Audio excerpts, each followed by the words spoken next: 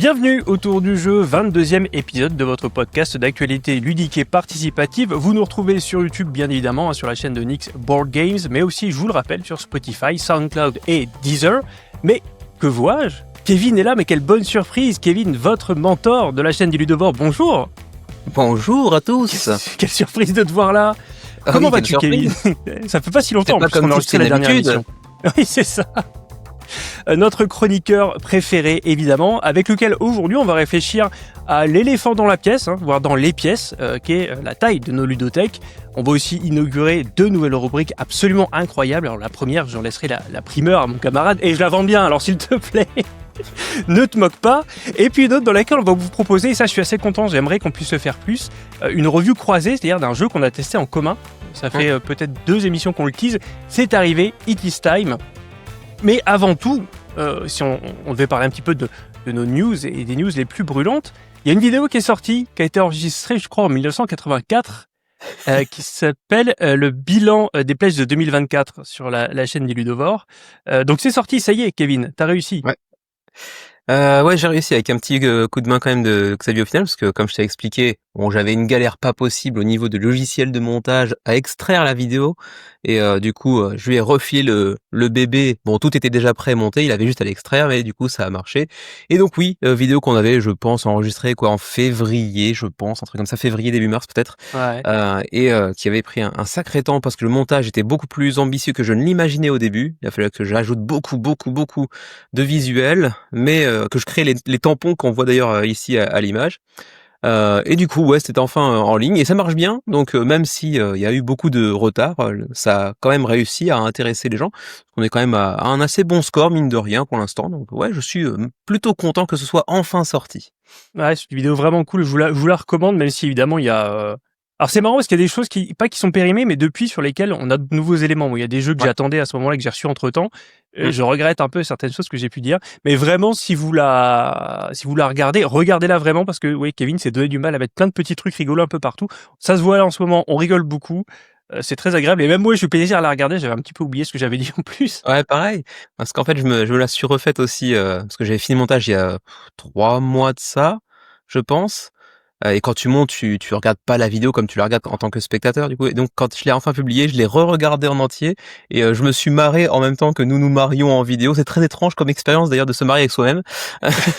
Ça fait un petit peu schizophrène, mais bon, c'était assez drôle. Et effectivement, comme tu le disais, le fait de me repasser cette vidéo presque 7 mois après l'avoir filmée, il y a des éléments qui ont changé et puis il y a des jeux qui, entre-temps ont été reçus et testés. Donc, ouais, il y a plein de retours à faire vis-à-vis de cette émission qui pourraient être assez marrantes.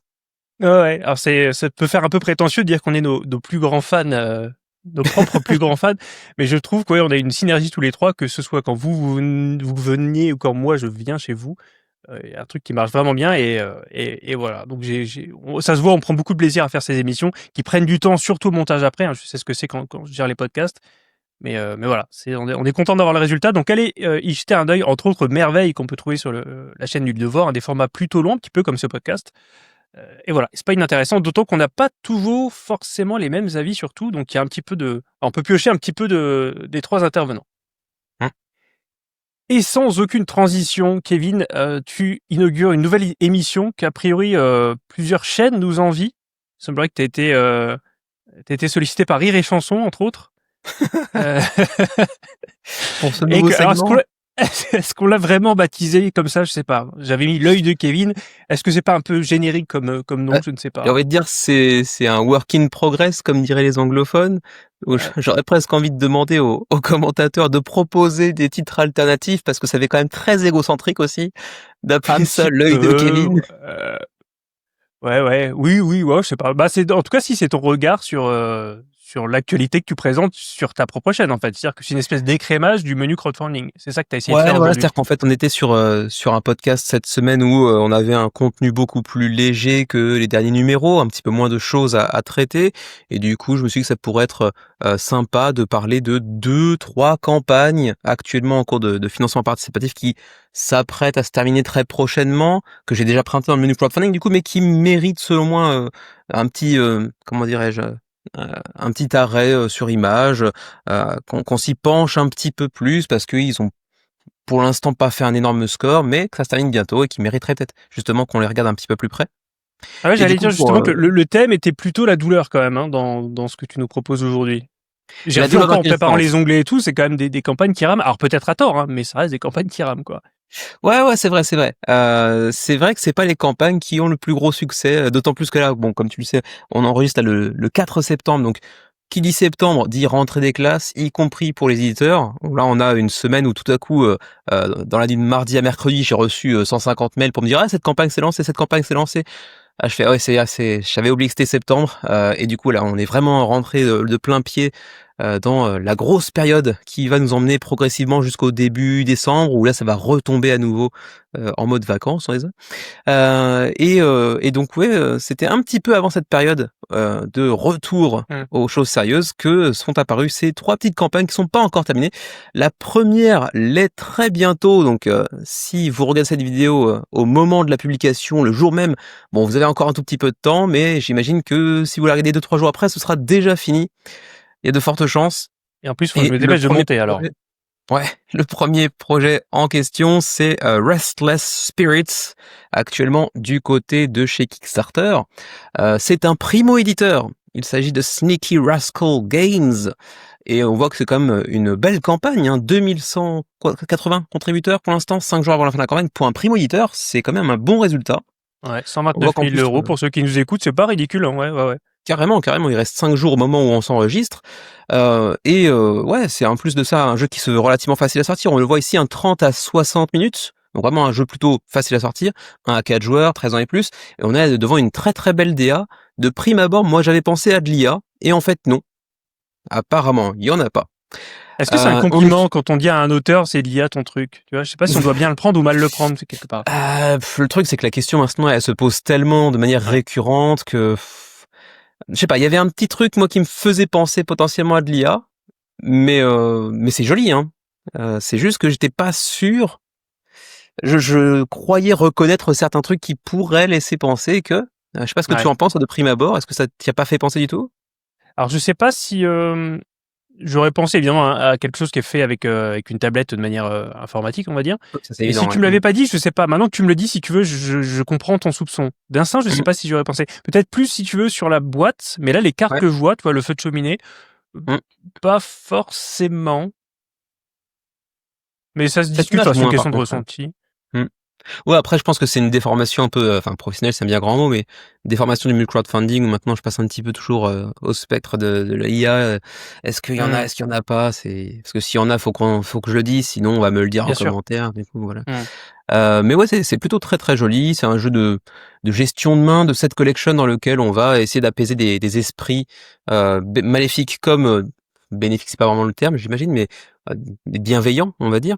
Un jeu qui va vous amener à déclencher masse de combos parce que chacun de ces esprits va avoir des compétences que vous pourrez activer. Il va falloir essayer de trouver un timing idéal pour pouvoir enchaîner justement des combos. Ça va être assez sympa. Et en plus de ça, il y a un livret de entre guillemets campagne avec différents chapitres, différents scénarios qui nous permettront de ajouter un petit peu de variabilité d'une partie à l'autre. Et ça va être plutôt sympa. Par contre, j'ai une petite peur. Est-ce que tu saurais éventuellement imaginer de quel genre de peur il s'agit avant que je ne le dise? Ça concerne le gameplay? Non, même pas, juste la campagne mêlée un petit peu à l'aspect visuel de la chose qui me rappellerait potentiellement un syndrome que l'on a évoqué à de nombreuses reprises à propos d'un jeu. Est-ce que tu penses aux petits emojis sur les chapitres à gauche là? Alors oui, en partie, mais je pense effectivement à ce projet-là. Côté Apothecary? Effectivement, ouais, j'ai des vieux Roland de Apothecary, primo éditeur, jeu très joli qui m'a d'abord fait penser potentiellement un petit peu à de l'IA, qui fait un très beau succès, je pense en grande partie parce que la DA est très très jolie, très réussie. Mais est-ce que derrière il y a un jeu ou pas, quoi? Ouais. D'autant que tu vois, autant visuellement c'est intéressant, autant quand je vois ça, je vois un chat et un personnage qui ferait plus un petit peu ambiance japonaise, ou une espèce de gros pingouin qui fait un peu cartoon, et ça me donnerait l'impression d'être un petit peu tout et n'importe, enfin pas tout n'importe quoi, mais tu vois, même la cloche, je trouve qu'elle va pas avec le chat, il y a un côté mélange un peu Ouais. étrange. Et c'est peut-être aussi un petit peu ça qui m'a fait potentiellement penser à de l'IA au Ouais, début. ok. Il y a une sorte de manque de cohérence d'ensemble au niveau de la DA. Tout est joli, mais pas forcément très homogène, ouais. Ouais. Alors oui, est-ce qu'il y a un jeu, après ça, à 30-60 minutes pour du 13 et plus, tu sais que ça va être un jeu de combo de cartes, qui sera peut-être pas, qui va peut-être pas décoller le papier peint.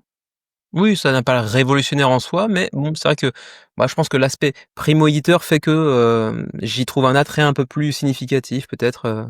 Si c'était un éditeur qui a déjà proposé 5-6 campagnes au préalable, je me serais moins intéressé au projet, je pense. Mmh. Mais c'est jamais Ah une bonne OK. raison de te pencher sur un projet juste parce que Non, c'est un bah, primo-éditeur. ça peut pas être la seule raison. Après, si voilà, c'est toujours pareil, hein, si vous faites partie des plus jeunes, entre guillemets, à entrer dans cet univers-là et que vous cherchez un jeu simple à sortir, ça peut peut-être être votre premier ou votre deuxième bon jeu, ou en tout cas beau Mmh, jeu. Après, je sais que j'ai vu qu'il y avait un gameplay, un let's play qui était disponible, pourquoi pas essayer de s'y pencher un petit peu.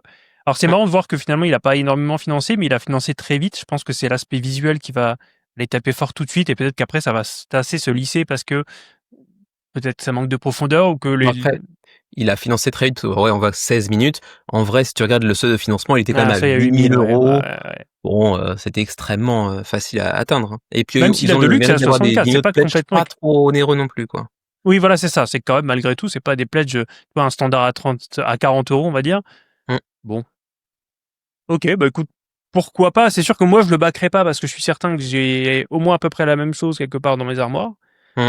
Et d'ailleurs, c'est bien, c'est le sujet d'aujourd'hui. Mais sinon, non, là, comme ça, oui, il me paraît attirant, sachant que, oui, j'imagine, il faut pas trop en attendre, quoi. Ouais, je pense que si je montrais ce projet au Kevin d'il y a 3-4 ans, il Hmm. y a de fortes probabilités qu'il se soit jeté dessus, hein. Mais là, c'est plus trop le cas a priori, donc ouais, je vais certainement laisser filer, mais je trouve quand même que le projet est intéressant à plusieurs égards, quoi. Ah ouais, oui, c'est vrai. C'est vrai. Ensuite, Et pour puis au aller moins, ça plus te rapidement permet sur le de faire second. une transition sur un jeu moche maintenant. Non, même pas d'ailleurs, le jeu moche sera pour la fin. Ah mince, alors tu Vous les fais n'êtes pas exactement prêts. dans le désordre absolu, quoi. Ah, Non, en vas-y, fait, vas-y. parce que, vous, après montage, vous ne le voyez pas. Moi, je vois les onglets. Du coup, je me Ouais, suis dit: «Après tu, celui-ci». tu vois que j'en chie.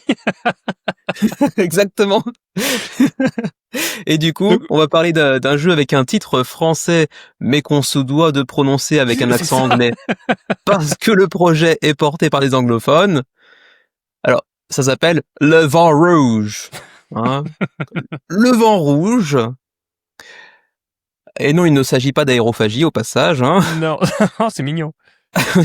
Oui, tout à fait. Et j'aime bien l'univers. Alors, j'ai pas en tout cas vu de définition vraiment exhaustive du lore, mais je pense qu'on nous place dans une sorte de, allez, peut-être pas Renaissance, mais peut-être j'irais 18e, 19e siècle français.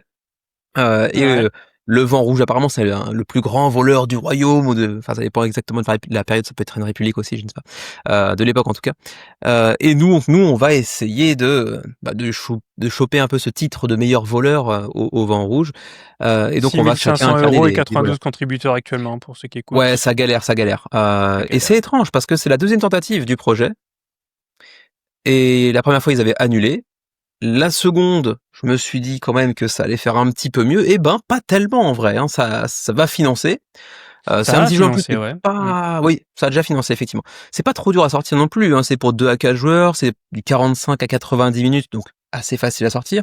On est sur un jeu avec une assez jolie DA, je trouve, qui colle bien à la thématique. Donc ça me plaît plutôt bien.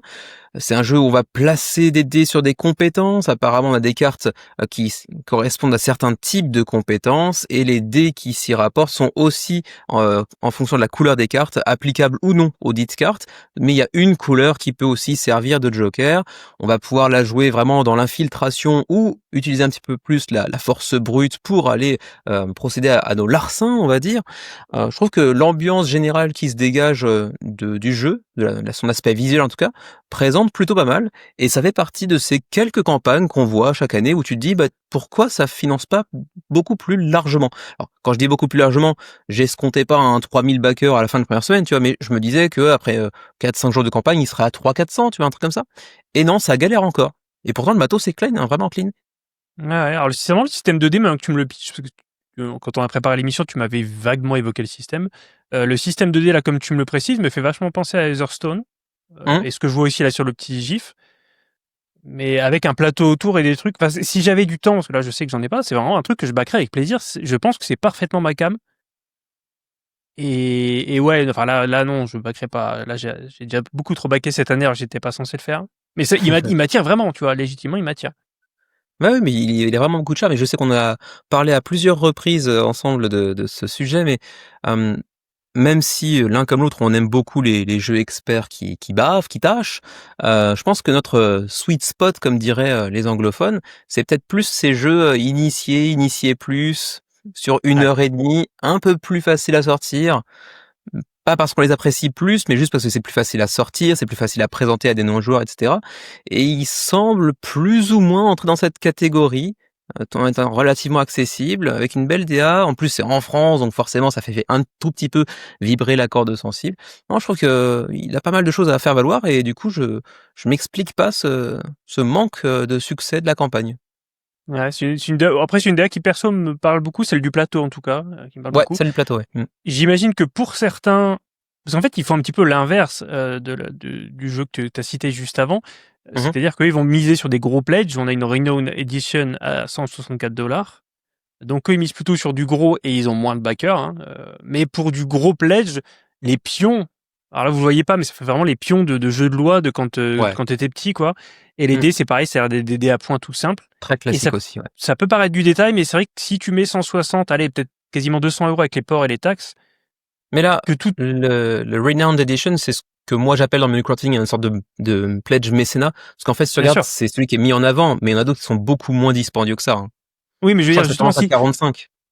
Ouais. Oui, mais je veux dire, quitte à être un mécène, t'auras pas pour autant des plus beaux pions, quoi. Et j'aurais préféré qu'un post-it dédicacé par l'auteur, j'aurais peut-être préféré, moi, sur la version mécénat, là, avoir pas non plus des figurines, mais je préfère même, peut-être pas des standees, mais au moins tu sais, des pions, comment dire, taillés à la forme d'un bonhomme, quoi, tu vois, tout simplement. Ouais, Meeple Screen Print, le classique Kickstarter. À la limite, voilà, c'est ça. Et donc, comme tu me disais, il a reçu les louanges il y a une citation de Manny Tremblay, il y a une citation de Gavin Brown, qui est un des designers de Brass. Donc mécaniquement. Et Roxley Games, donc ouais, c'est quand même aussi, des figures un petit peu emblématiques du milieu quand même. Ouais. Donc bon, voilà, si on peut se fier à ça, et c'est vrai qu'il n'y a pas forcément souvent des auteurs ou des gens du milieu qui vont comme ça mettre leur nom sur une page de campagne, donc on peut imaginer que ça veut dire quelque chose. Vraiment, je suis presque déçu de pas avoir le temps et d'être dans une phase d'amaigrissement de l'animal, parce que je suis certain que j'aurais un grand plaisir à jouer avec une personne en particulier. Donc bon, voilà. Donc ouais, un petit peu dommage de voir ce projet un petit peu dans la panade. Enfin, pas dans la panade, ça va financer, mais ça va financer à perte, très certainement. Là, ils peuvent avoir, comme il reste 14 jours, ils ont passé tout juste, ils ont passé le seuil de financement. Donc, maintenant que c'est financé, on peut espérer que les 48 dernières heures, comme souvent quand c'est financé, permettent un petit décollage, mais c'est vrai que ce sera pas extraordinaire, c'est sûr. Et le problème, c'est pas 14 jours. Bah oui, mais 14 jours dont 10 dernières heures. Ouais, voilà, 14 jours dont 10 pendant lesquels il va rien se passer. Et c'est même pas tant une question d'argent, c'est que en termes de nombre, s'ils impriment alors ils imprimeront plus de copies que le nombre de contributeurs, mais malgré tout, si t'as pas au moins 500, et encore 500, c'est vraiment. C'est-à-dire que généralement, ce qu'on appelle le MOQ, donc le Minimum Order Quantity, c'est souvent 1000. Bah oui. Parfois 500, mais du coup à l'unité ça revient beaucoup plus cher, donc bon, c'est moins intéressant. Donc ouais, s'ils se retrouvent à 200, 250 backers et qu'ils en produisent 1000, bon après il faut vendre un petit peu en salon, en direct si possible, sans passer par des distributeurs, etc. pour faire des marges. C'est ça. Ou alors essayer de trouver des places en boutique, ce qui devrait être plus facile aux États-Unis qu'en Europe, bien sûr, mais ouais, c'est. Est-ce qu'il y aura un autre projet derrière, quoi? Ouais, je sais pas. Ouais.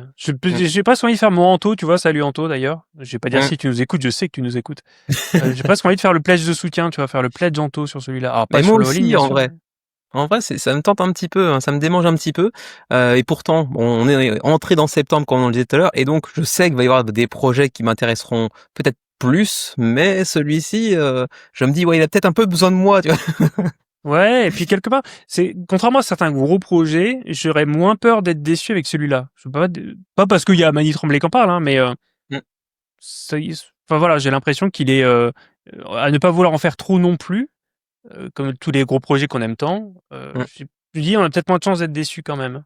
Ouais, c'est possible. Mmh. À Et voir. donc bon, tu parlais de jeux moches. Alors effectivement, il y en a un dans les 3 qui est pas très, très, très joli.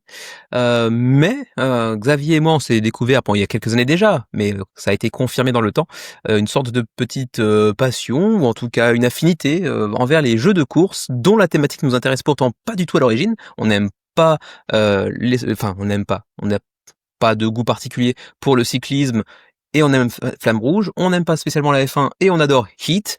Donc du coup, on reste sur la F1 cette fois-ci pour parler de, je te laisse l'afficher, donc Falcons Formula Racing, c'est ça? Ouais, c'est J'étais ça. prêt, hein. Falcons C'est ça, Formula ouais. Racing. Et du coup, ce projet qui est désormais mort et enterré. Ah merde! Bah, il était Et pas quand oui. j'ai fait le truc. Et non, mais j'ai checké juste avant d'enregistrer la vidéo, parce qu'en fait, ce matin, il l'était pas encore. Et OK. maintenant, oui. Quand j'ai checké ce soir, je fais, oh merde, c'est dommage, parce que voilà, c'était un projet qui avait du potentiel selon moi, même si effectivement, il avait un aspect un petit peu austère. Visuellement, c'était pas le plus beau jeu, même si le matos est plutôt clean en réalité. Le matos c'est pas vilain, c'est juste que la DA est quasiment inexistante en réalité. Ouais, le tapis, Mais enfin, le plateau, c'est vraiment les tapis pour petites voitures quand t'es gamin, ouais, tu sais. ça fait vraiment penser à ça. Et pourtant, on est sur un jeu qui, pour un jeu de course de F1, propose de gérer beaucoup plus de choses que dans Heat, par exemple. On est sur un jeu quand même un peu plus poussé en termes de gestion, avec la gestion de l'usure des pneus, la gestion du tracé idéal de course en virage, les arrêts au stand, bien évidemment, l'aspiration entre les différentes voitures. Il y a même la voiture balai, enfin, la voiture en cas d'accident, tu sais, qui Ah va oui, popper de temps à autre. la safety car, ouais, je vois qu'il y a Ouais, la le gestion safety de la car. batterie aussi, a priori. La batterie, effectivement. Donc oui, il y a plein de trucs à prendre en compte. J'imagine que c'est une sorte des petits modules, peut-être que tu peux ajouter si tu en as envie ou pas. Mais ça a l'air d'être plutôt cool. Il y a même la gestion des qualifications avant le début de la vraie course. Hmm. Et ça aussi, c'est assez intéressant. C'est des trucs que tu vois très très rarement. La gestion de la météo, bien évidemment, aussi, avec les pneus pluie, les pneus secs, etc. Donc ouais, il y a quand même pas mal de choses qui ont l'air d'être vraiment cool. Mais ouais, le projet a pas su trouver son public. Après, c'est vrai qu'on le sait, hein, pour des petits projets portés par des éditeurs, enfin, des primo-éditeurs ou des tout petits éditeurs, se lancer sur GameFound, ça reste casse-gueule. Ça l'est de moins en moins avec le temps. Ouais. Mais ça reste encore un petit peu une option casse-gueule. Ils avaient un assez bon following, on voit 2250 personnes qui suivaient quand même la page de campagne, ce qui est pas rien. On était à 250 backers, mais malheureusement 40% du seuil de financement. Bon, même s'il restait encore suffisamment de temps, ils ont préféré annuler. Je pense qu'on les reverra à terme, certainement, parce que le projet avait l'air d'être quand même un petit peu ambitieux et plutôt bien ficelé malgré tout.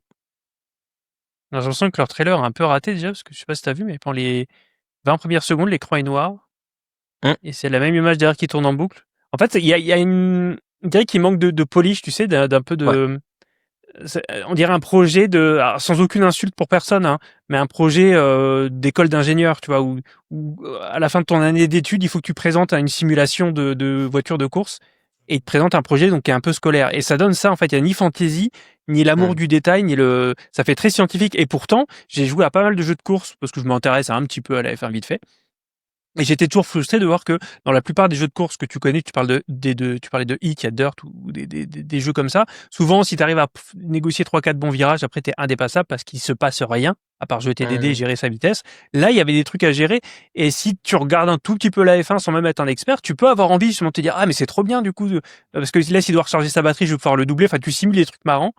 hum, hum. Et vraiment, mais même juste avec un plateau, parce que bon, les voitures un peu basiques en bois, pourquoi pas. Même les plateaux, c'est pas grave. Mais vraiment, pour moi, c'est le tapis de jeu qui, pour moi en tout cas, hein, et puis les cartes Hum. aussi, qui ont l'air vraiment basiques de chez Basique là. Je sais pas si Ouais, c'est les clairement. d'autres cartes, qui me repoussent. Et c'est dommage parce que je pense vraiment qu'il y a une super idée et que s'ils soignent un peu leur design et peut-être aussi leur bande-annonce qui avait l'air foiré au début, tu vois, il fait tout noir là, on dirait qu'ils ont oublié d'éditer le truc. On dirait que Hum. c'est Xavier qui a fait le montage. Salut Xavier, cœur sur toi. Voilà. Bon, en tout cas, ouais, c'est le plus moche des trois et c'est celui qui, bon, je vais pas dire qui m'intéressait le plus, parce que j'ai parlé du Vent Rouge, mais ouais, il y a un truc, et je pense qu'il y a un truc à faire. Je pense vraiment qu'il y a un public pour un jeu un peu plus simulationniste, sans être un truc hardcore où tu mets 4 heures à finir ta partie, tu vois. Bien sûr. Comme, tu vois, comme Hégémonie quelque part. Si t'es à fond dans tout ce qui est gestion économique, Hégémonie pousse un peu le curseur sans devenir du Twilight Imperium de l'économie, quoi. Voilà. Ouais, carrément. Donc ouais, bah, oui, c'est annulé juste avant juste avant le début de cet enregistrement, donc on n'a pas changé le programme. Effectivement, généralement, dans les prochaines éditions de cette petite rubrique du podcast, on tâchera de faire des jeux qui sont encore en cours de campagne, bien évidemment, c'est l'objectif. Avec un petit peu de marge aussi pour le délai éventuel du montage et que vous ayez le temps de voir tout ça. Mais c'est sympa, je trouve, d'avoir... voilà, tu as ton menu crowdfunding où tu débites quand même pas mal de trucs, et puis après, de donner aux gens ce qui te marque sur le temps, je pense que c'est intéressant. Et c'est encore plus cool que tu le fasses ici, évidemment. Ok, Kevin. Alors écoute, moi j'ai 2-3 trucs, j'ai pas énormément de trucs à dire. Je veux juste faire une toute petite parenthèse, une dédicace pour une fois qui sera pas toxique à Xavier, parce qu'il aurait dû être là, comme bon, il y a des raisons personnelles qui l'ont empêché. Mais du coup, j'avais son programme et il parlait d'un jeu qui a l'air complètement délirant. Je vais pas aller bien loin parce que j'ai juste survolé avant de me rendre compte qu'il viendrait pas. Ça s'appelle Gang Grizzly, parce qu'a priori il hésite à le baquer. Ouais. Ça finit dans 6 jours, donc je sais pas quand vous verrez la vidéo, il sera peut-être un peu juste. Ça a l'air un peu dingo, ça fait un petit peu Final Girl ou ce genre de jeu de survie avec un tueur là, mais en version décalée, parce qu'ils disent attention, ça parle de nudité, il y a des allusions sexuelles. Enfin, ça a l'air d'être mature sans être non plus pornographique évidemment, hein. Mais ça a l'air d'être un jeu assez mature, assez décalé aussi, dont le système est peut-être pas révolutionnaire, hein, mais tu te promènes sur un plateau, tu pioches des cartes, il se passe des trucs. Mais le côté un peu décalé et l'absence, parce que Final Girl, tu joues une victime par excellence. Là, il y a peut-être pas ce côté victime éternelle avec des méchants rigolos et tout. Enfin, je sais pas, il y avait un truc là-dedans où je me dis tiens, merde, j'ai presque envie de backer ça aussi. Ça a l'air un peu loufoque, ouais. Ça a l'air un peu loufoque. Il y a l'air d'y avoir quand même un jeu derrière, parce que la page est pas mal fichue. Je vais pas creuser plus, parce que je te dis. C'est une nouvelle édition d'un jeu qui a déjà une fanbase assez solide. Hein. Ah, je savais pas. Ok, je te dis, j'ai pas creusé du tout. Ok. Donc ça, je pourrais aussi bien le backer, d'autant que ça doit pouvoir se jouer en solo, même pour un mec qui est pas trop soliste comme moi, parce que tu joues par essence contre le jeu. Donc, je crois me souvenir que oui, d'autant plus que si Xavier s'y intéresse, c'est qu'il y a probablement un mode solo dedans. Ouais. J'ai oublié. Et ça. Alors, oui, c'est vrai. Et c'est en lien avec évidemment le jeu dont je vais vous parler juste après, mais on retrouve tous les clichés des films des années 90, avec l'athlète, la bimbo et compagnie. Le nerd. C'est le nerd et tout ça, l'espèce de zico, c'est un peu qui sent des coudes là. Donc tout ça, c'est un petit peu rigolo. Donc voilà, je suis pas sûr de rebaquer quelque chose cette année, en tout cas pas ça, mais ouais, c'est pareil, ça, si tu me l'offres, Kevin, ça me fera plaisir. N'hésite pas. Notez quand même, en commentaire, notez que Nix vient de dire « Je suis pas sûr de baquer quoi que ce soit encore cette année, alors qu'il reste 3 mois. Hein. » Ouais, mais pas les pires mois. Non, mais après, j'ai pas baqué trop, mais comme je comptais pas baquer du tout, puis je me suis fait avoir par les usual suspects, et un de ces usual suspects, justement, c'est Ice Makes. Alors, Ice Makes, il sort une version 2 de Terrorscape. Terrorscape, je vous en avais parlé dès la première version de 2023. Je devais faire une review de cette version 2, sauf qu'elle est arrivée il y a 2 jours sans les règles. Délire total. Dinguerie. J'ai reçu un truc en Word, un bêta. Enfin bref, du coup, je peux pas faire une review de ça en fait, parce que même si j'y joue, je serais même pas sûr de bien y jouer. Mais comme la campagne commence le 9, c'est-à-dire la semaine prochaine, et qu'ils avaient envoyé le proto, c'est un beau proto et tout, j'ai dit allez, on y va, je vais quand même en parler. On voit d'ailleurs, alors j'ai plus mon retour, donc pourquoi j'ai pas mon retour d'ailleurs? J'aimerais bien me voir. Parce que si tu avais le nombre de fenêtres que j'ai ouvertes, alors attends, mon doigt est là. Voilà, donc, mais non, pour où je mets mon doigt? T'as la blague du doigt, ça fait 2 ans qu'on rigole dessus. Il est ici, j'ai mis la petite maison derrière et tout le décor est Terrorscape. Donc voilà, je vous fais un petit pitch là-dessus parce que j'ai quand même pu dégrossir un peu la bait. Ice Makes, donc ils sont maintenant assez connus. C'est des Hongkongais qui sont lancés en 2017. Ils sont lancés plutôt avec des petits jeux. Alors oui, j'ai appris que Ice c'était Inspiration, Connection, Entertainment. Donc ça veut dire quelque chose. C'est pas la glace en fait. Inspiration, connexion et enjaillement. Ils ont commencé avec des petits concepts qui avaient bien fonctionné, sans défrayer la chronique, hein, les fameux Age of Civilization, Age of machin, là, Galaxy. Galaxy, merci. Des 4X minimalistes, qui ont encore bonne presse d'ailleurs, qui avaient plutôt bien marché, que je suis encore content d'avoir. Ils ont tenté l'étonnant, j'ai pas d'onglet là-dessus, mais ils avaient fait A-Line Something Shiny, et là, Qui a connu un beau succès en France d'ailleurs. Et le secret de la montagne, ouais, c'est ça, une espèce de jeu un petit peu dont vous êtes le héros avec des cartes qui faisait un petit peu enfantin et qui malgré tout a des thèmes assez adultes.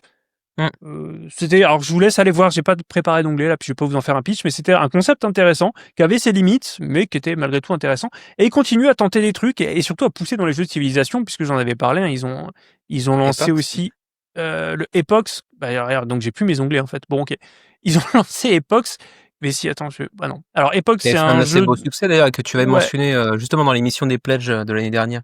Ouais, qui avait bien marché, qui ressemble plus à une adaptation de jeu vidéo Civilisation qu'un jeu de civ classique de plateau, tu vois, il mélange un peu les genres. En tout cas, il marchait bien, il arrivait à synthétiser bien le truc sans le rendre trop lourd.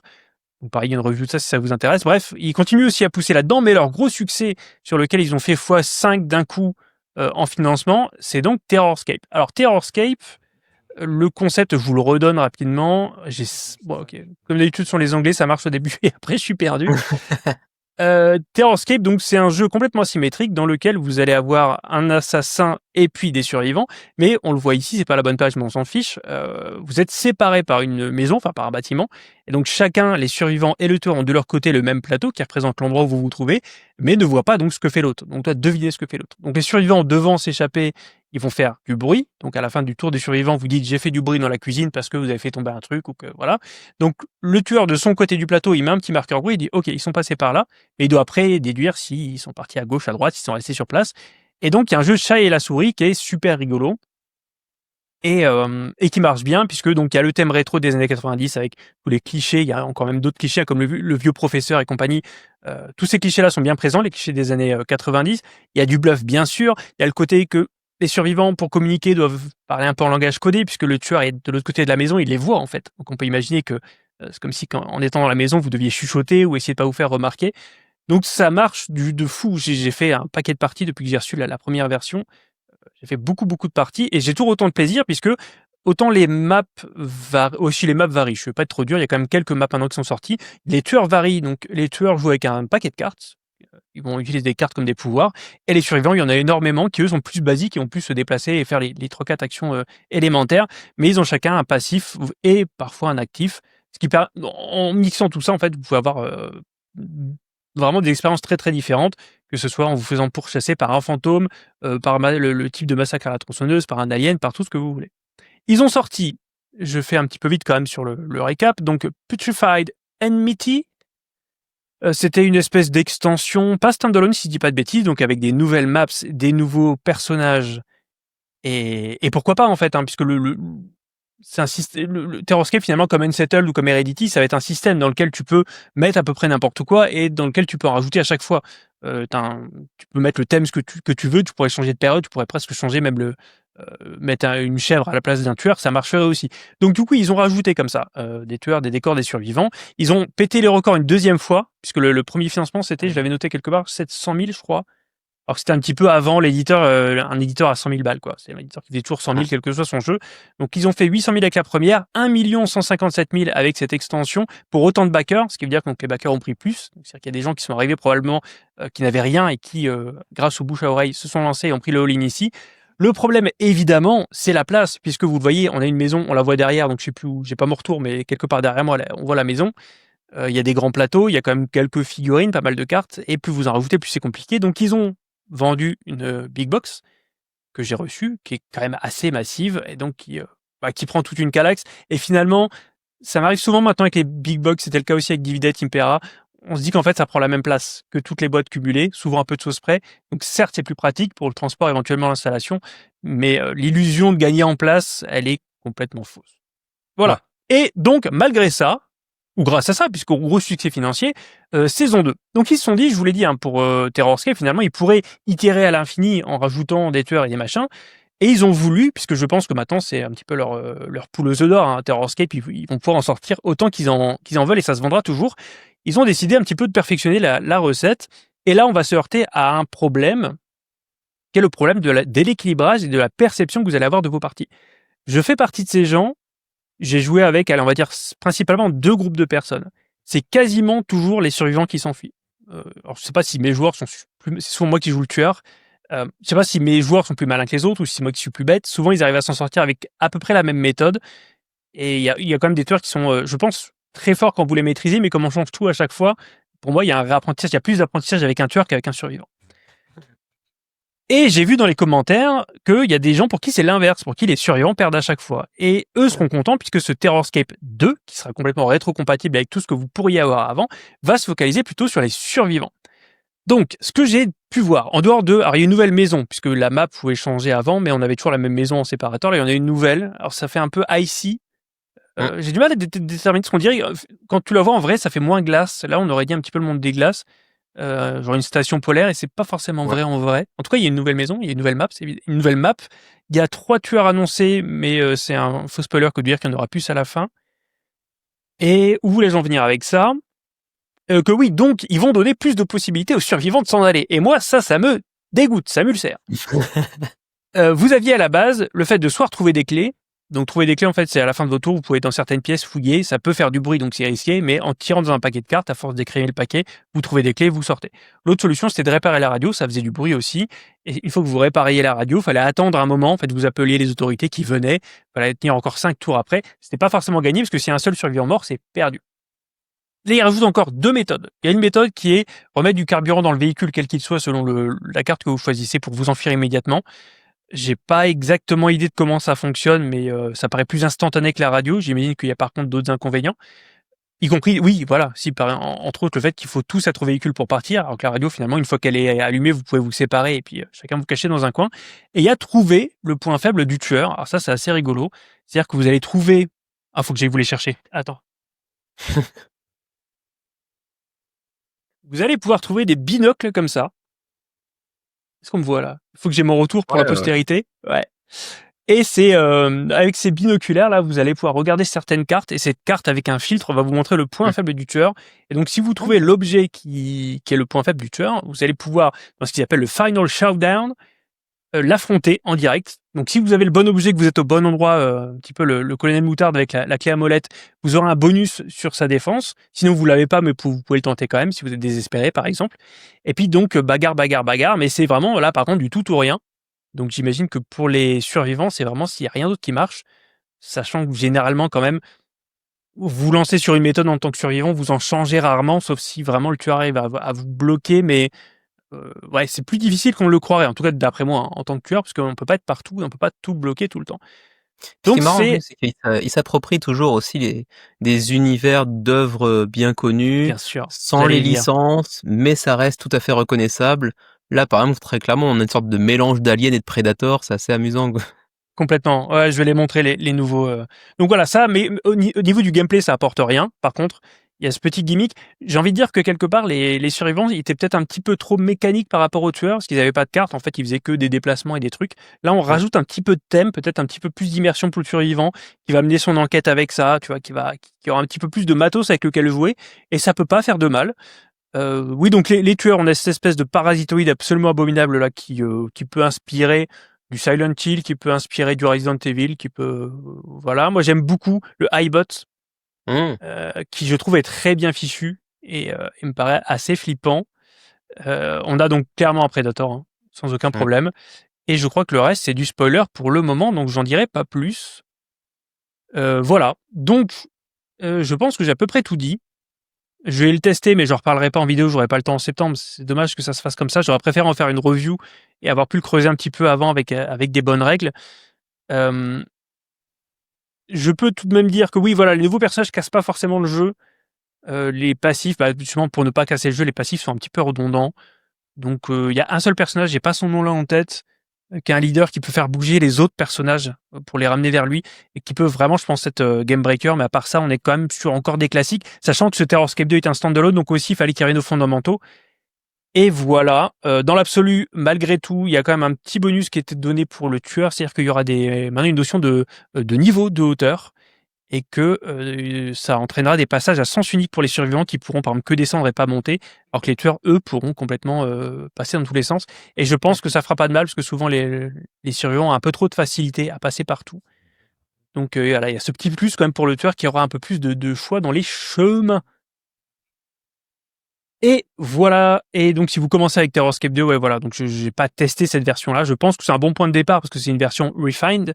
Il y a beaucoup de gens, moi le premier, qui s'était plaint de l'équilibrage sur le Terrorscape 1, la toute première version.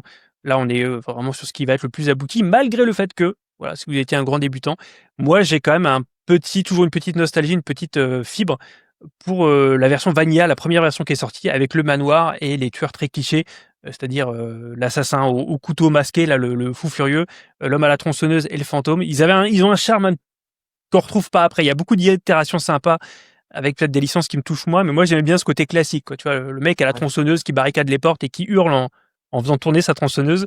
Voilà, j'aime bien ce set de départ aussi. Au moins vous avez le choix. La vraie question, ce sera ce que vous avez à la place, puisque là vous reprenez encore une boîte, en plus de la big box, qui en plus c'est un stand-alone, donc vous aurez du matos. Certes, il est nouveau, mais dont vous n'avez pas forcément besoin, même s'il est plus beau là ou différent. Donc si c'était un jeu vidéo, ce serait parfait, mais là, malheureusement, je pense qu'à un moment, ils vont se heurter au problème que leurs boîtes sont trop grosses. Unsettled, c'est un petit machin comme ça quand tu es sur une nouvelle planète.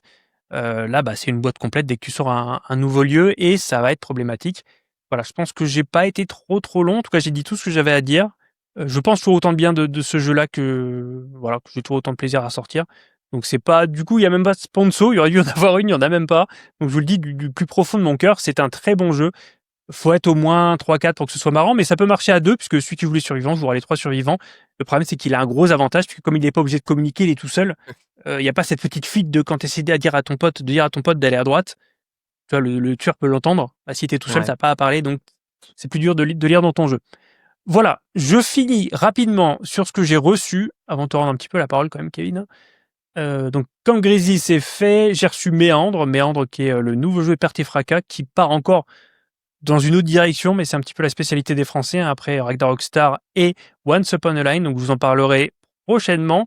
J'ai aussi reçu No More Dead New York, qui est le nouveau Pendragon, qui est le premier jeu j'ai noté son nom, Daniele Molinari, mais qui était à bonne école. Il y a quand même des gros relents de Last Aurora dans ce jeu. C'est, je vous le dis d'office, un très bon jeu. J'ai passé un moment incroyable avec ce jeu, et j'ai vraiment hâte de vous en parler parce que j'ai adoré. Donc celui-là, alors que tu vois, encore des zombies, encore machin et tout. Bon, déjà l'idée est top, mais en plus non, tu verras. Le jeu est vraiment très bien. J'en dis pas plus. J'ai aussi le relaunch de Timeless Journeys qui, vous le voyez, alors plus beau c'est relatif, mais en tout cas ils ont voulu le rendre plus thématique. Il y a plus ces icônes avec ces livrets un petit peu chelous. Ils ont voulu mettre les gens dans le thème parce que les gens reprochaient au jeu d'être trop mécanique. Donc j'en parlerai parce que j'aimais déjà le premier, mais en voyant ça, je pense que j'aimerais beaucoup plus cette réédition, sachant que leur premier financement avait échoué, il avait été annulé parce qu'il ne décollait pas. Voilà. Pas mal déjà. Hein. Ouais, ah oui, si. Comment ?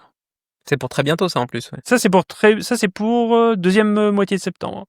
Ouais. Alors que Méandre et je sais plus quoi, qu'est-ce que j'ai. Méandre est pour bientôt et No More Dead New York est aussi pour très bientôt, là, pour les semaines à venir. Et bien sûr, vous voyez que derrière moi, j'ai reçu, alors j'en suis fou, hein, il est là.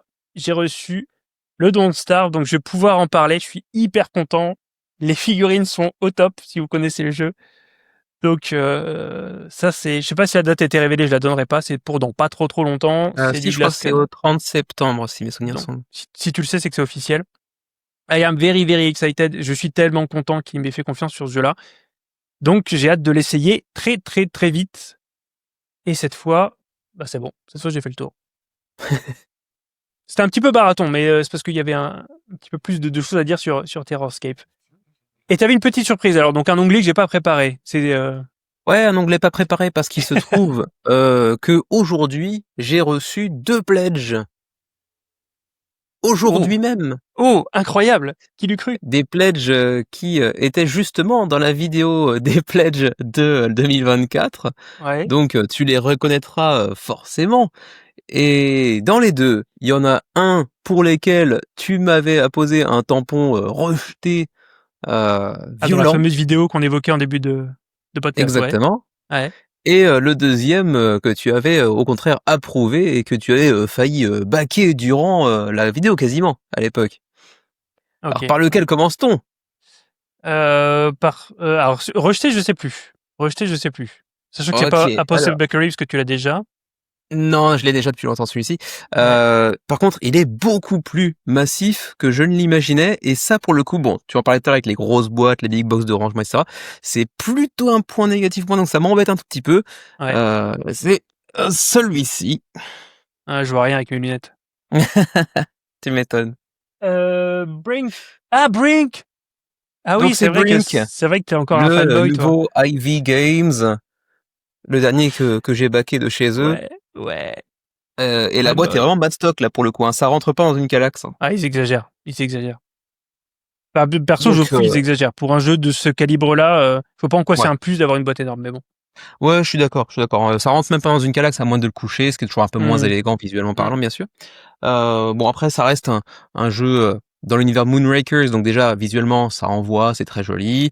C'est un jeu de placement d'ouvriers, mais avec un petit twist puisque tu vas placer tes ouvriers au centre de plusieurs lieux et ça te donne accès à plusieurs lieux, plusieurs ressources en fonction des lieux connectés en fait à l'ouvrier que tu vas placer.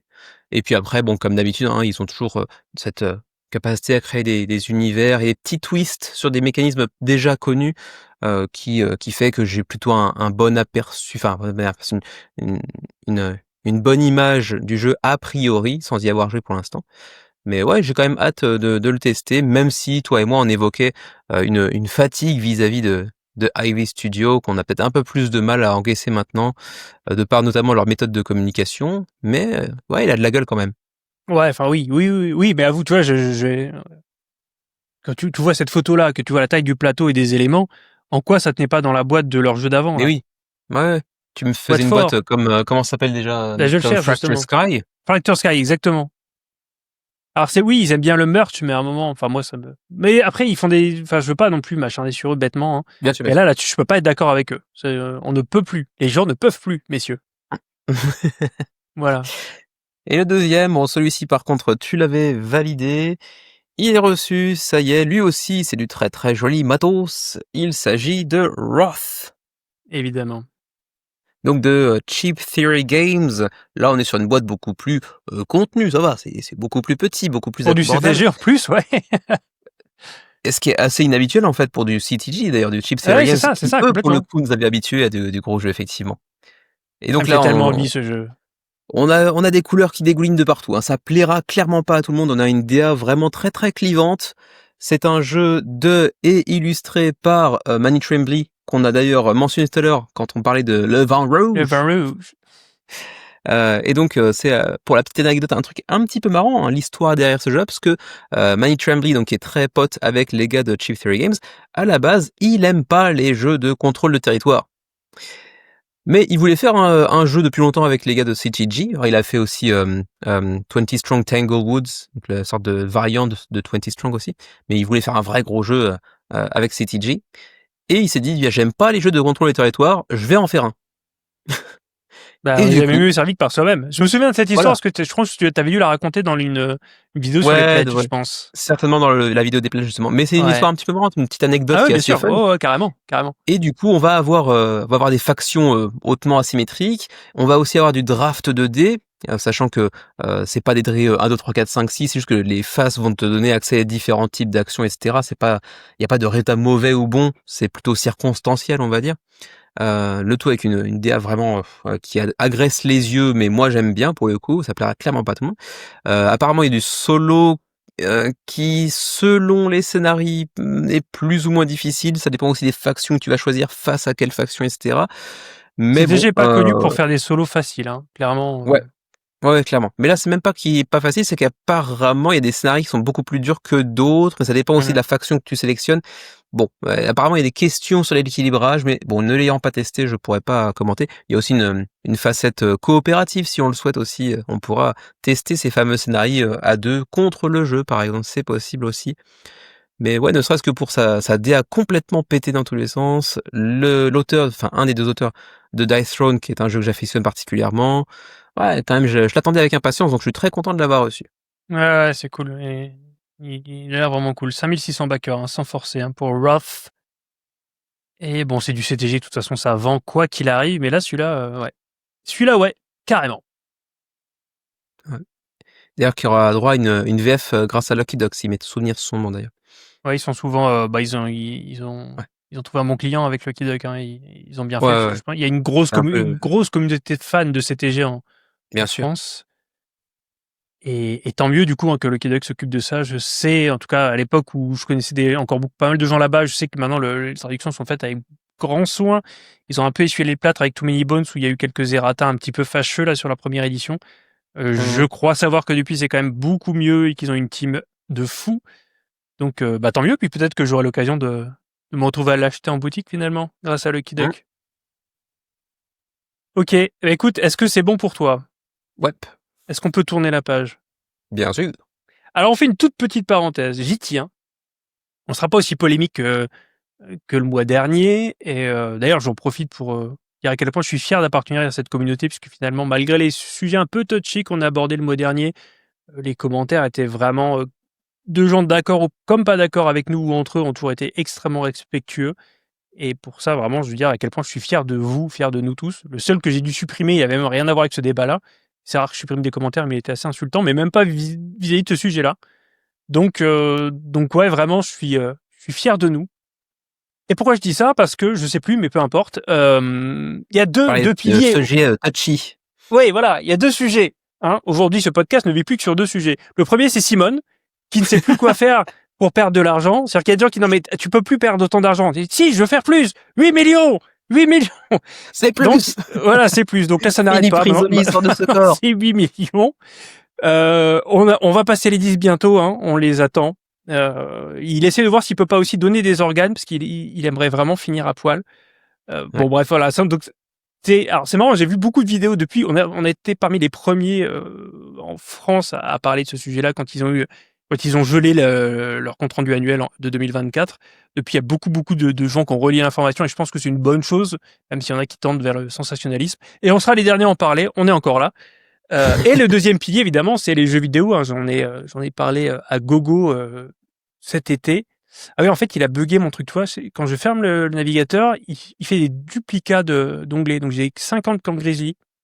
Alors qu'à la base, c'était pas ça. Donc, il y a encore, ouais, en fait, on voulait juste faire une micro-parenthèse parce qu'on avait dit qu'il y avait une espèce de fatigue des adaptations de jeux vidéo qui était peut-être une bonne idée pour aller chercher des sous. Et il y en a deux qui sont sortis quasiment après l'enregistrement du précédent podcast sur lesquels je vais juste dire un mot parce que ils sont, à mon avis, les deux faces d'une même pièce. C'est pas celui-là. Donc, il y a Cult of the Lamb, sur lequel je vais un mal fou à trouver des infos, mais comme je suis avec un sachant, ça ira peut-être mieux. Je suis incapable de trouver le designer de ce jeu-là. Il semblerait que... le truc, c'est que Paperfault Games, ils sont un peu donnés comme spécialité de faire des adaptations de jeux vidéo. C'est eux qui a fait aussi Terraria. Ouais. Mais ils mettent jamais en avant le nom des auteurs, donc ouais. Ouais. J'ai vu des infos qui me paraissent très douteuses en disant que c'était l'équipe de dev du jeu vidéo qui faisait le jeu de société. J'en doute très fort. Bon. Alors ça... non, ouais. Quand j'ai vu ça, c'est Kevin qui me l'a envoyé. J'ai levé les yeux au ciel. Malgré tout... Alors, toi, tu as joué? Non, ça va pas être trop ton genre, ça, Kevin. Nope, jamais. Ok. Malgré tout, je peux reconnaître que, malgré ma lassitude potentielle des adaptations de jeux vidéo à tout va, je peux reconnaître qu'en termes de gameplay, il y a un intérêt, dans le sens où tu as un moitié roguelike, où tu vas aller taper des bestioles dans un donjon à la Hades, par exemple, ou à la Binding of Isaac, et moitié construction de ville, limite Animal Crossing, où il faut prendre soin de tes sujets, leur construire des lits, nettoyer les cacas et tout ça. Donc, du coup, en termes de gameplay, tu vois à quel point ça peut être marrant d'avoir un truc en deux phases aussi, phase un peu construction de base, même si en jeu de société, c'est pas toujours bien rendu, et une phase... donc ça... Voilà, c'est pas inintéressant, d'autant que le jeu est très bon. Par contre, à côté de ça, alors là, au secours, pas vraiment... pour moi, c'est too much. On a Vampire Survivors. Alors, je pense que tout le monde connaît Vampire Survivors, puisque c'est un jeu mobile qui a explosé. Je pense que c'est... Maintenant, Balatro a pris la place, mais avant Balatro, tout le monde ne parlait que de Vampire Survivors. Qui est un jeu finalement, c'est un auto-shooter, hein, vous ne faites que bouger, votre personnage tire tout seul, en plus des graphismes en pixels. Donc en fait, il n'y a pas de gameplay. Et je me dis, pourquoi tu fais un jeu de société sur un truc qui n'a pas de gameplay? Parce que le gameplay du jeu, c'est juste bouger et le truc tire tout seul et t'accumules de l'XP en tirant sur des bestioles. C'est un jeu mobile en fait, tu vois. Donc qui a maintenant été décliné sur console et PC, mais bon, voilà. Alors, et Kevin, qui évidemment c'est toujours tout mieux que tout le monde, me dit oui, mais alors Sam Matsushi, souvent ils font des bons jeux. Ouais, ok, donc c'est celui qui a fait Century, peut-être certains connaissent plus Foundations of Rome, donc des jeux assez cotés quand même. Mais il n'empêche que, c'est que c'est... Bah, dans Vampire Survivors, le jeu vidéo, il n'y a même pas vraiment de DA, c'est du pixel, c'est pas très très beau, il n'y a pas de gameplay. Donc, à part plaquer une licence, qu'est-ce que tu fais? Quel est l'apport de ça? Pour moi, rien. Donc, puis à en faire un jeu multi, alors qu'à la base, je crois que ça l'est devenu depuis, mais à la base, c'était pas ça. Je vois pas l'intérêt ludique, à part faire des sous sur une licence. Là, ça a l'air coopératif pour le coup. Hein. Ouais, ok, donc mais enfin, je veux dire, le jeu mobile à la base, t'es tout seul et tu cours en rond en tirant. Bon bref, tu vois. Donc qu'est-ce qu'ils vont faire à part un jeu où tu tires sur des bestioles et tu récupères des trucs? On verra, je serais peut-être surpris. Mais c'est comme l'histoire de Risk of Rain. Je veux dire, et pire que Risk of Rain, il n'y a rien à attendre dans ce jeu-là. C'est pas un jeu qui est. Tu sais, c'est des jeux c'est des jeux de WC en fait ou de métro. Tu joues pour passer le temps à la base. C'est pas un jeu dans lequel tu te plonges pour vivre quelque chose. Il y a pas d'aventure, il y a pas d'histoire, il y a rien. Donc, ils ont le droit, hein, mais vraiment, pour moi, c'est le dernier stretch de l'adaptation de licence, quoi. Ça me rend encore plus curieux parce qu'effectivement, donc on a vu que c'était un jeu vidéo à l'origine qui a pas non plus vocation à être le jeu de l'année, voire même le jeu du siècle, etc. Mais derrière, c'est quand même Emerson Matsuuchi et l'éditeur qu'on n'a pas mentionné, qui est Grey Fox Games, qui a quand même une belle collection aussi. On a vu pas mal de jeux qui ont trouvé le chemin des boutiques en français également, qui provenaient de cet éditeur-là. Donc bon, c'est un petit peu intéressant de voir ce paradoxe entre la licence d'origine qui apparemment a l'air assez peu intéressante et le fait que ce soit des noms assez connus du milieu qui s'y collent. Donc ouais, c'est assez curieux malgré tout. Il me fait pas envie. Je pense que je reviendrai Tu verras, dans un mois, je serai encore en train de fouiner en disant j'ai raison tout seul et la vie me donne tort, comme je le disais la dernière fois. Ça se trouve, ça va être ça, mais je suis moins certain pour ce jeu-là que pour d'autres qu'on a pu évoquer sur lesquels j'étais pas chaud. Je suis moins certain que la licence attire des gens. Tu joues à ça comme tu joues à Candy Crush, en fait, tu vois. Moi, j'y joue pas, mais comme les gens jouent à Candy Crush pour passer le temps quand t'as rien de mieux à faire. Et je suis pas sûr que ça draine des gens. Et si t'as un gameplay de malade derrière ça, parce que l'auteur est bon et que l'éditeur est réputé, c'est presque du gâchis de mettre une licence aussi générique là-dessus, je trouve. Ouais, je suis d'accord. Voilà, mon bon. Et sur ce, on passe à la deuxième grande innovation de ce podcast, un podcast qui, vous savez, ne cesse de s'améliorer grâce à n'importe quoi. Je sais pas dans quoi je me lance là. C'est donc cette review croisée, parce qu'on a eu le plaisir de jouer ensemble à Split Stories. Donc c'est un jeu que j'avais découvert à PEL. La vidéo est sur la chaîne si ça vous intéresse. Un jeu français qui est un petit peu un mélange d'escape game et de concept de la chambre chinoise, c'est-à-dire où tu vas te retrouver enfermé et tu vois pas ce que voit en fait ton camarade, ton partenaire de jeu, et tu dois essayer en dialoguant de trouver la solution à une énigme ou à un problème. Donc c'est une boîte qui, je crois, est pas vendue trop cher, quelques dizaines d'euros maxi, qui contient 4 scénarios. Et donc nous, c'est garanti sans spoiler. On va vous parler du scénario qu'on a testé, qui est un scénario de démo pour la presse. Donc du coup, je vais d'ailleurs vous le montrer. Vous ne l'aurez pas dans votre boîte. Donc, alors Kevin, est-ce que tu veux nous parler un peu de ce que t'en attendais et de comment t'as appréhendé le truc?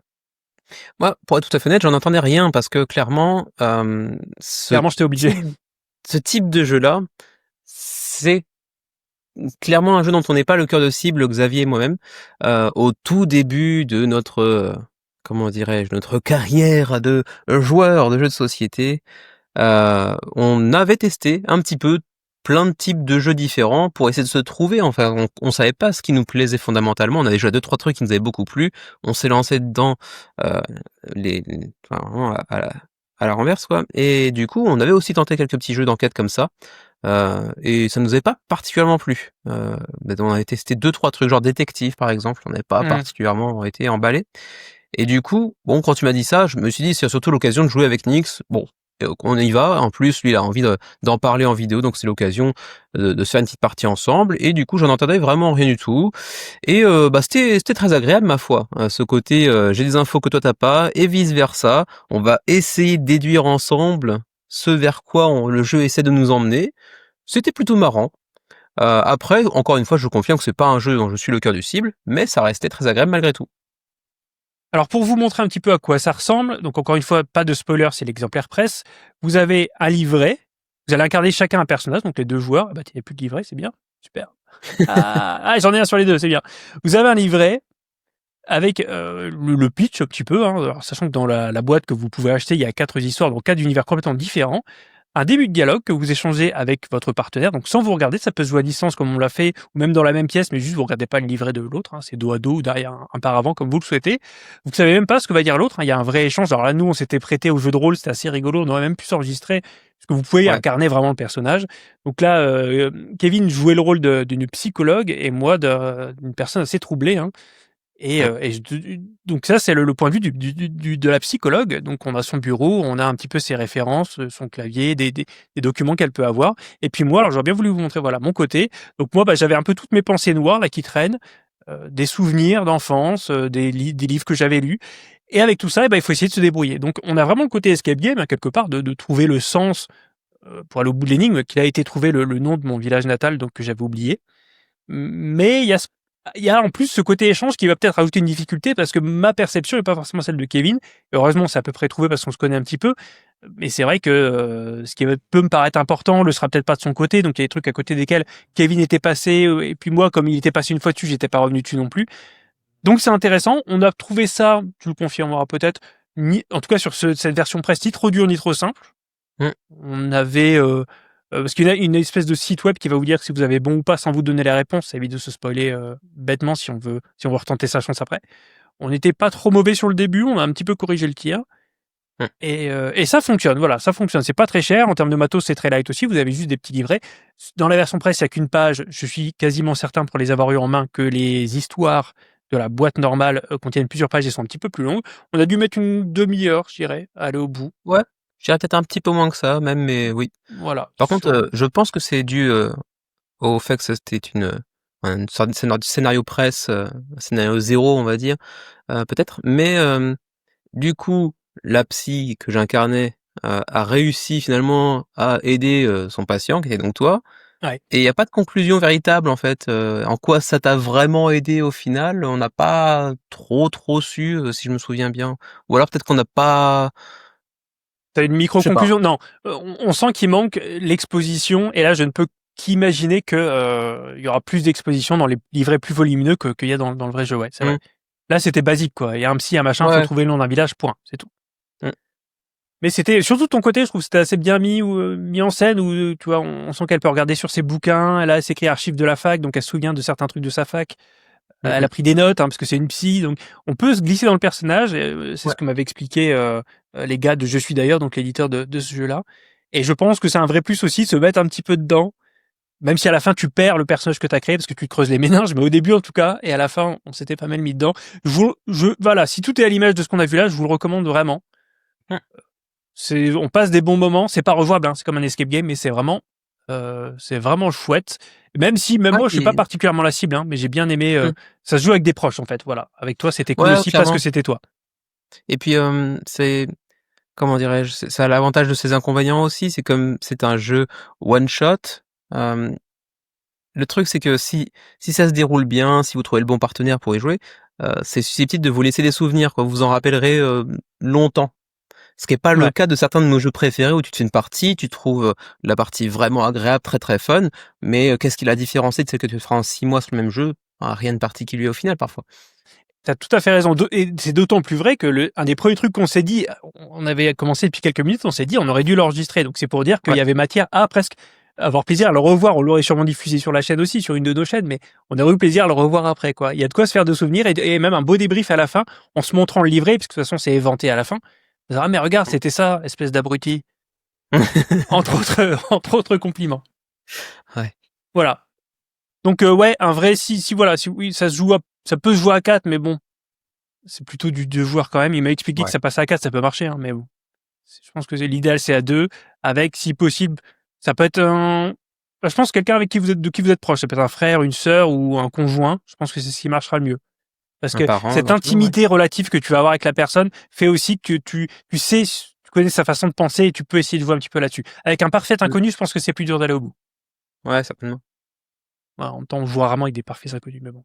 Je veux dire, même en club de jeu, tu vois, ou en ludothèque, c'est peut-être pas l'idéal. Mmh. Ok, en tout cas, merci à eux de nous avoir envoyé ça, c'était une chouette découverte, et donc, c'est une recommandation, une validation bilatérale. Et sur ce, eh ben, alors là, j'ai le HDR qui pète un plomb. C'est pas grave, je remettrai une image pour cacher la misère.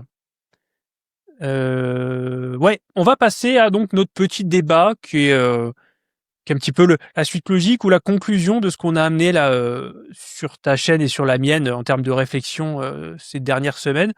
On parlait tout le temps de voilà, on pledge moins, on pledge, enfin moins en volume, moins en prix, moins en taille, moins en tout ça. Et puis on s'est demandé, est-ce que finalement le problème c'est pas la conception qu'on a de notre ludothèque, de ce qu'on en fait, de la taille qu'elle a? Est-ce que le problème il vient pas de là? Est-ce que déjà on ne devrait pas commencer par rationaliser ça avant de commencer à parler de sa façon de consommer, sachant qu'on consomme peut-être trop ou de la mauvaise manière? Alors la première question que je voulais te poser, et à laquelle je suis même pas allé chercher la réponse moi-même, c'est est-ce que tu peux me dire à peu près combien tu as de jeux dans ta ludothèque actuellement? Ah, ça fait un bail que j'ai pas compté, mais je pense que je suis autour de 100. OK. OK, alors moi c'est un petit peu plus. Alors mon problème c'est que là c'est faussé parce qu'il me compte il me compte Les les extensions? extensions. Ouais, alors attends, je vais essayer sans extension. Toc. 173. Mmh. Plus ou moins, hein, parce que je crois qu'il me compte chaque deck, enfin chaque extension de l'Orcana comme un jeu par exemple. Donc tu vois, il y a quand même un petit Mmh. peu de fossé. Mais bon, on est quand même sur des volumes assez importants. Et Ouais. finalement, tous autant qu'on est, enfin pas toi, mais certains vont avoir des limitations financières par exemple. Tu as la chance que ce soit pas ton cas, des limitations de taille, en termes de taille de pièces. Tu même pas Là, c'est relevé mon le cas. fait que je disais que tu étais pété de thunes et ou des limitations en termes de groupe de joueurs. Et finalement, j'avais envie de me dire, est-ce qu'à un moment, parce qu'on va parler de taille idéale de ludothèque, mais est-ce que tu conçois ta ludothèque toi personnellement, et c'est dommage que Xavier soit pas là, j'aurais bien voulu avoir son point de vue, est-ce que tu la conçois comme ce qu'elle est, sur une ludothèque, des jeux à sortir pour les jouer, ou est-ce que tu la conçois comme un collectionneur, comme une bibliothèque, c'est-à-dire mes livres, je les relis pas tous les mois, mais ils sont un petit peu la trace de moments que j'ai vécu, tu vois, des souvenirs du passé et des choses que j'ai plaisir à avoir. Comment toi tu la conçois? Alors d'abord, je dirais que c'est d'autant plus dommage parce que, Xavier est justement en train d'entamer une réflexion à ce niveau-là. Il m'en parlait il y a 2 jours justement, où il s'était un peu fixé lui-même un objectif. Bon, c'est encore tout à fait à définir. Est-ce qu'il ira au bout de cette idée ou pas? Je sais pas encore, mais il m'a parlé lui d'une, ludothèque 50 jeux, tu vois? Ok, c'est Heu, intéressant de se fixer un nombre précis comme ça. ouais, alors qu'il est, plutôt aux alentours de 150, 170, 200 je pense Puis lui actuellement. c'est des all-in, c'est des big box quoi, c'est vraiment des gros trucs. C'est souvent des big box en Mmh. plus, ouais. Moi, me ludothèque, je pense que bah, tu auras certainement une réponse un petit peu similaire à ce propos-là, mais je pense qu'on a certainement, pour beaucoup d'entre nous, surtout pour les gens un petit peu avides de financement participatif, peut-être une perception un petit peu évolutive du concept. Parce qu'on fait partie de ces gens, qui, bah, vont par exemple baquer, moi je sais pas 10-15 jeux dans l'année et on les recevra que un an et demi, 2 ans plus tard. Est-ce qu'à ce moment-là, il y aura de la place dans la bibliothèque ou pas? Est-ce que ce sera déjà blindé? C'est parfois des sujets des questions qui peuvent se poser. Hem, Est-ce que je vois ça comme une collection, comme une bibliothèque de livres, tu disais? Ou est-ce que c'était le deuxième choix? C'était quoi déjà le deuxième Bah, choix? c'est le côté utilitaire, c'est-à-dire j'ai des jeux parce que je joue à mes jeux en fait, tu vois? Mmh, C'est d'ailleurs de là que vient tout ce concept de pile de la honte et tout, c'est les jeux qui ne ouais. sortent pas, mais est-ce que les jeux doivent nécessairement sortir?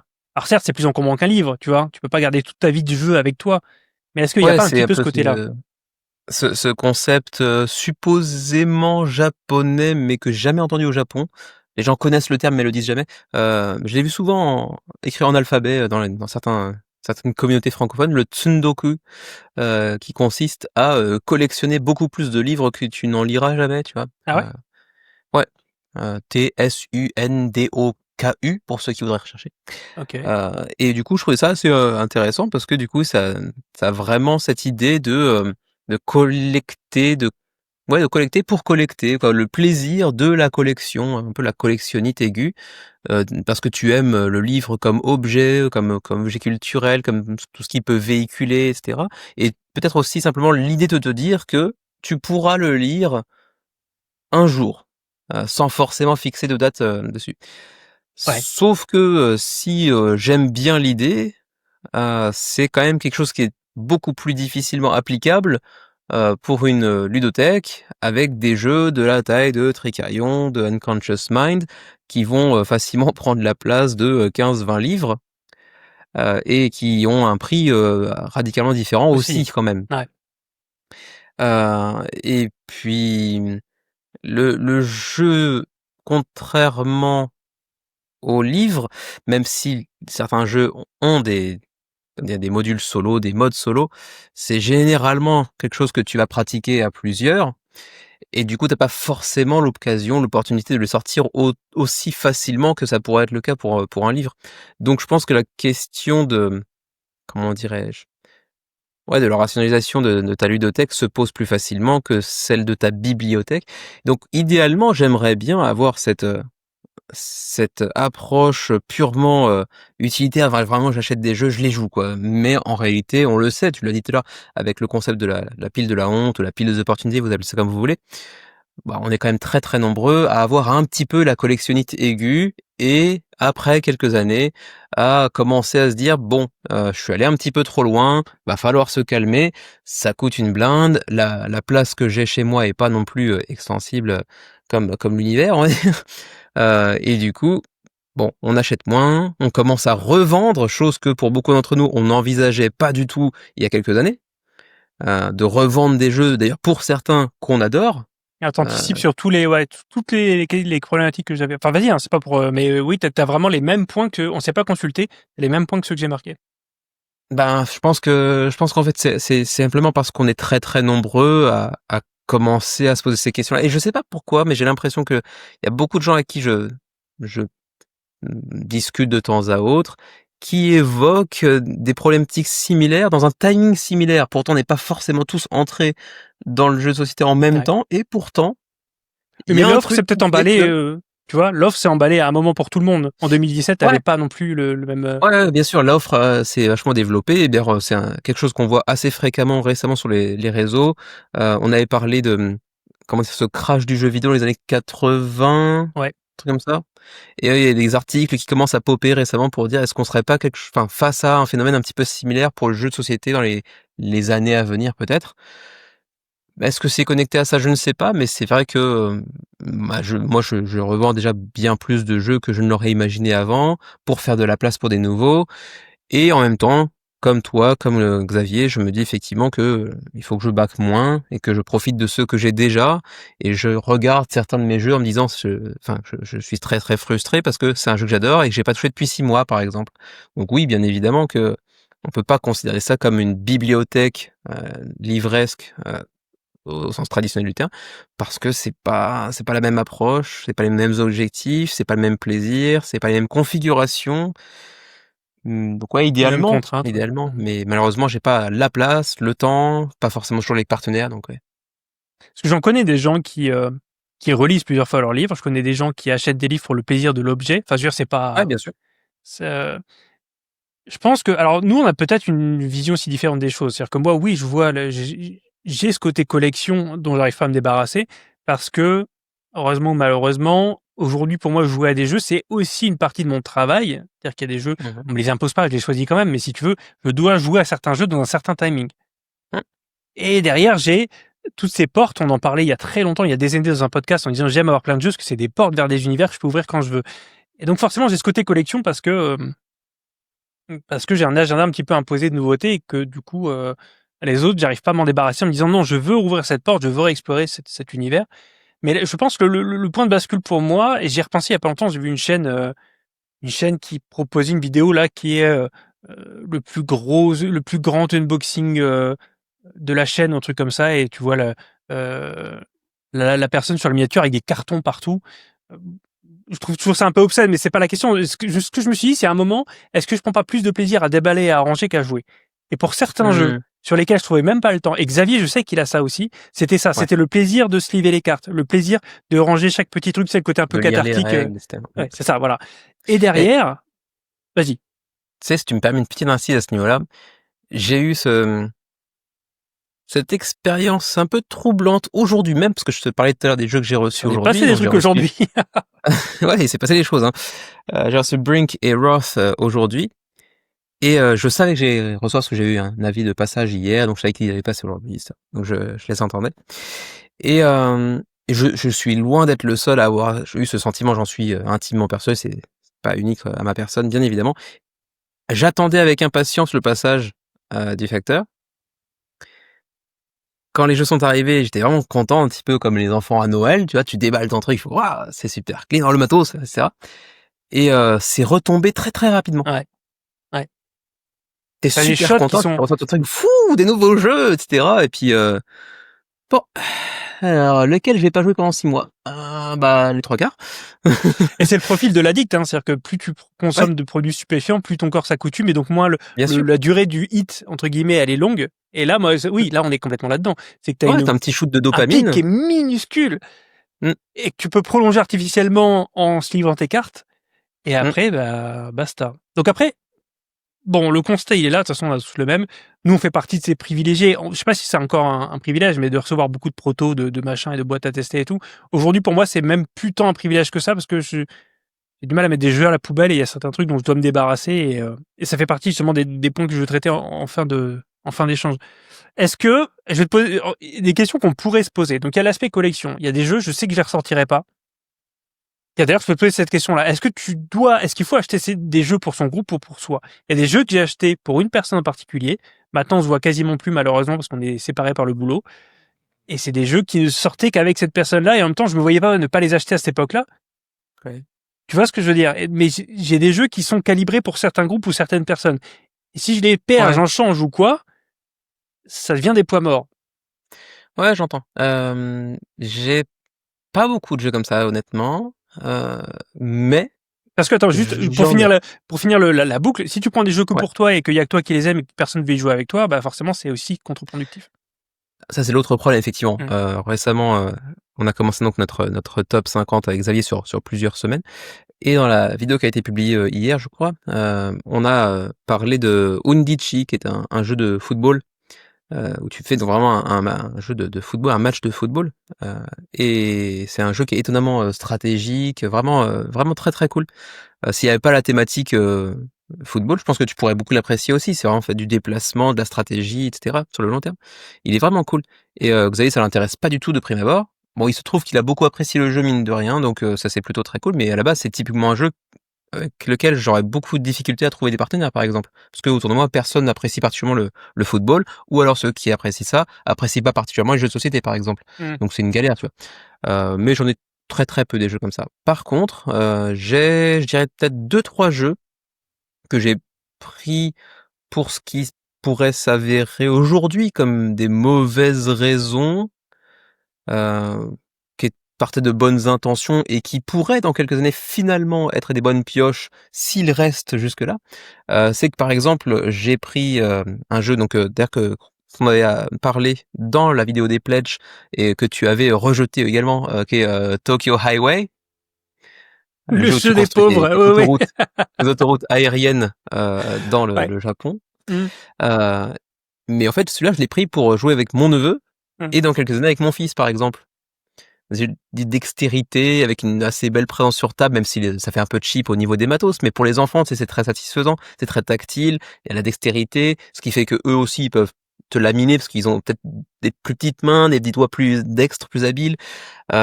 Donc ça, je regrette pas particulièrement, d'autant plus que c'est un éditeur que j'aime bien, avec qui je discute souvent quand on se voit à Tokyo, par exemple. Et puis j'ai pris aussi Redwood, je sais pas si tu le connais celui-ci. Un jeu de sit down qui te propose de prendre des photos animalières, en fait. Tu pars dans la forêt, la montagne, et tu prends des photos d'animaux. Et le jeu est très très beau, tu vois, c'est illustré par Edu Valls, le même mec que Bitoku, par exemple. Donc une très très belle DA, avec une thématique vraiment chill. Et pourquoi j'ai pris ça? Parce que mon frangin, qui habite juste à côté de chez moi, pour ceux qui ne le sauraient pas, on est 2 frangins français au Japon, et on habite côte à côte. Et en fait, il est venu jouer avec nous, et Xavier, donc 3 fois, je crois, en l'espace de 5-6 ans. Il est pas du tout là-dedans, mais quand il vient et qu'il participe, il aime bien, tu vois. Et je me suis dit, tiens, un jeu qui mêle sa passion à lui pour la photo, la montagne, la nature, les animaux, et ma passion des jeux de société, ça pourrait être aussi une porte d'entrée un peu plus fréquente et accessible pour lui, tu vois. Mais il se trouve que non, pas vraiment. C'est pas un truc qui l'intéresse outre mesure, tu vois. Si il se trouve que par chance, il a un jour qui correspond à notre jour de repos à nous, qui est le lundi. Bon, c'est pas le cas de tout le monde, et que il accepte de venir jouer avec nous plutôt que de partir à la montagne parce que c'est son truc à lui. Bah, on pourrait y jouer, tu vois. Ouais, sauf que le truc, c'est une big box. Parce qu'à l'époque, c'était encore cette période où on se disait, les big box, c'est super cool. Alors qu'en fait, non, tu l'as dit. Et c'est vrai, c'est super chiant, en fait, les big box. Et j'aurais dû prendre la boîte de base, en réalité. D'autant plus qu'il y a une extension que j'ai évidemment jamais sortie. Et ça prend une boîte, une case de Kallax entière. Alors le jeu est très très beau, il y a une super présence sur table. Par contre, le setup est chiant parce que c'est un jeu avec des gabarits en plastique, grâce auquel tu vas déplacer tes 2 figurines. Tu la clips sur la première et tu poses la deuxième figurine sur l'extrémité des gabarits que tu retires ensuite. Et d'abord, faut que tu installes tes gabarits sur des planches qui reprennent des rondins de bois avec des petits, comment dirais-je, je sais pas comment ça s'appelle, des petits objets que tu vas utiliser pour comment dirais-je, pour fixer les gabarits au plateau. Et donc chaque gabarit, tu dois les fixer avant d'installer, tu vas fixer ensuite le plateau central, tu vas y mettre les animaux et ça prend un temps fou. Et le jeu, il dure 30 minutes. Ouais, bon, c'est pas le seul jeu comme ça, mais oui, je comprends. Non, mais il est un peu bancal de ce point de vue-là, tu vois. Il est très agréable. On y avait joué avec Xavier, c'était vraiment cool, hein, vraiment pas de problème. Il est cool, mais il est beaucoup trop gros pour ce qu'il est, pour son propre bien. Et il est vraiment très très long à installer pour un jeu qui se termine aussi rapidement, qui est très accessible. C'est un jeu familial en vrai. Hein. Donc là, en fait, il est juste surproduit, quoi, clairement. Ah ouais.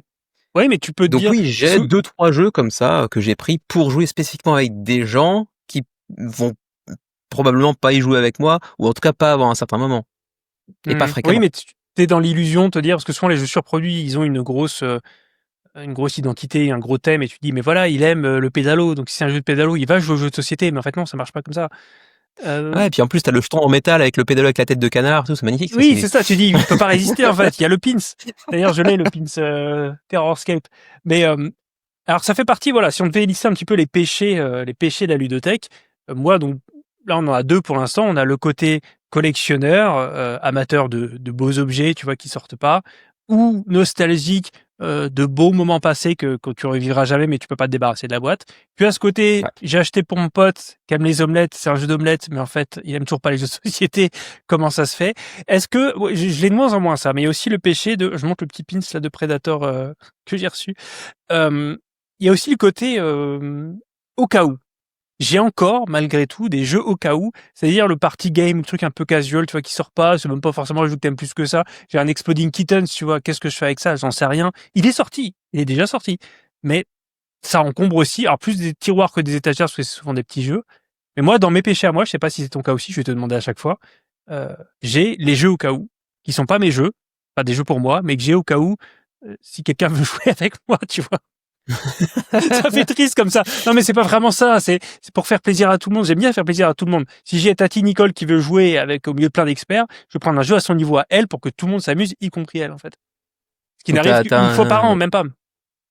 T'as un Scrabble, t'as un Tabou, t'as un Trial Pursuit. Non, parce que le but, ouais, alors voilà, je suis toujours parti du principe que tu peux trouver un jeu de cette difficulté-là, de cette absence de difficulté-là, de complexité, pardon, mais qui soit quand même un petit peu intéressant mécaniquement. Par rapport au Monopoly, au machin. Scrabble, c'est intéressant, mais tu vois ce que je veux dire. Par rapport à un jeu de loi, tu peux trouver un truc aussi facile à comprendre qu'un jeu de loi qui a quand même un intérêt mécanique. Donc, c'est pas des jeux comme ça. Mais oui, c'est ce niveau-là, quoi.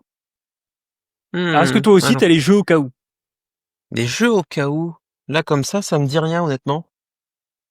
Donc, il y a un péché qu'on partagerait pas.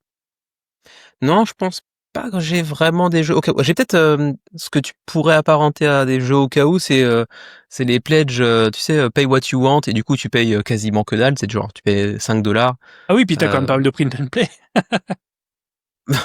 Voilà. C'est vrai. Tu te dis bon, ça coûte que dalle. Peut-être que ce sera très sympa, peut-être pas, mais ça aura vraiment coûté pas grand-chose, donc au cas où je prends, tu vois.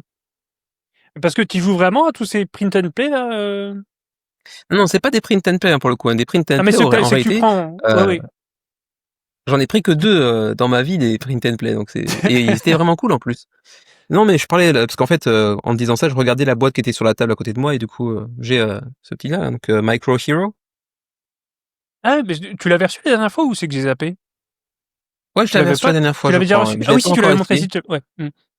Ouais, maintenant je l'ai essayé en solo et ouais, c'est sympa. Et du coup, là, ça peut s'apparenter effectivement à un pledge au cas où. Bah, au cas où, c'est sympa, je prends, ça coûte pas cher. Mmh. Bon, c'est vrai que s'il avait coûté 15 euros, j'aurais pas pris, par exemple, clairement. OK, d'accord. Et alors, Mais là, bon, c'est du solo, donc oui aussi, donc du coup, c'est pas OK, donc là, ouais, c'est plus un péché qui est propre à moi ou en tout cas que toi qui ne t'affecte pas et j'en ai un mmh, dernier. Je parle de péché façon de parler, mais ce qui va faire enfler des ludothèques de manière inutile, c'est aujourd'hui et ça, je pense qu'en fait, on n'a pas le choix tous, c'est que tu es obligé d'avoir des jeux sur place ou à emporter. C'est-à-dire que j'ai Apex ouais, Legends ouais. qui pèse le poids de ma voiture et qui ne se jouera qu'ici. Et j'ai aussi des jeux dans le même genre, mais que je peux emmener parce que j'aime bien ces jeux-là et je veux aussi pouvoir jouer à l'extérieur.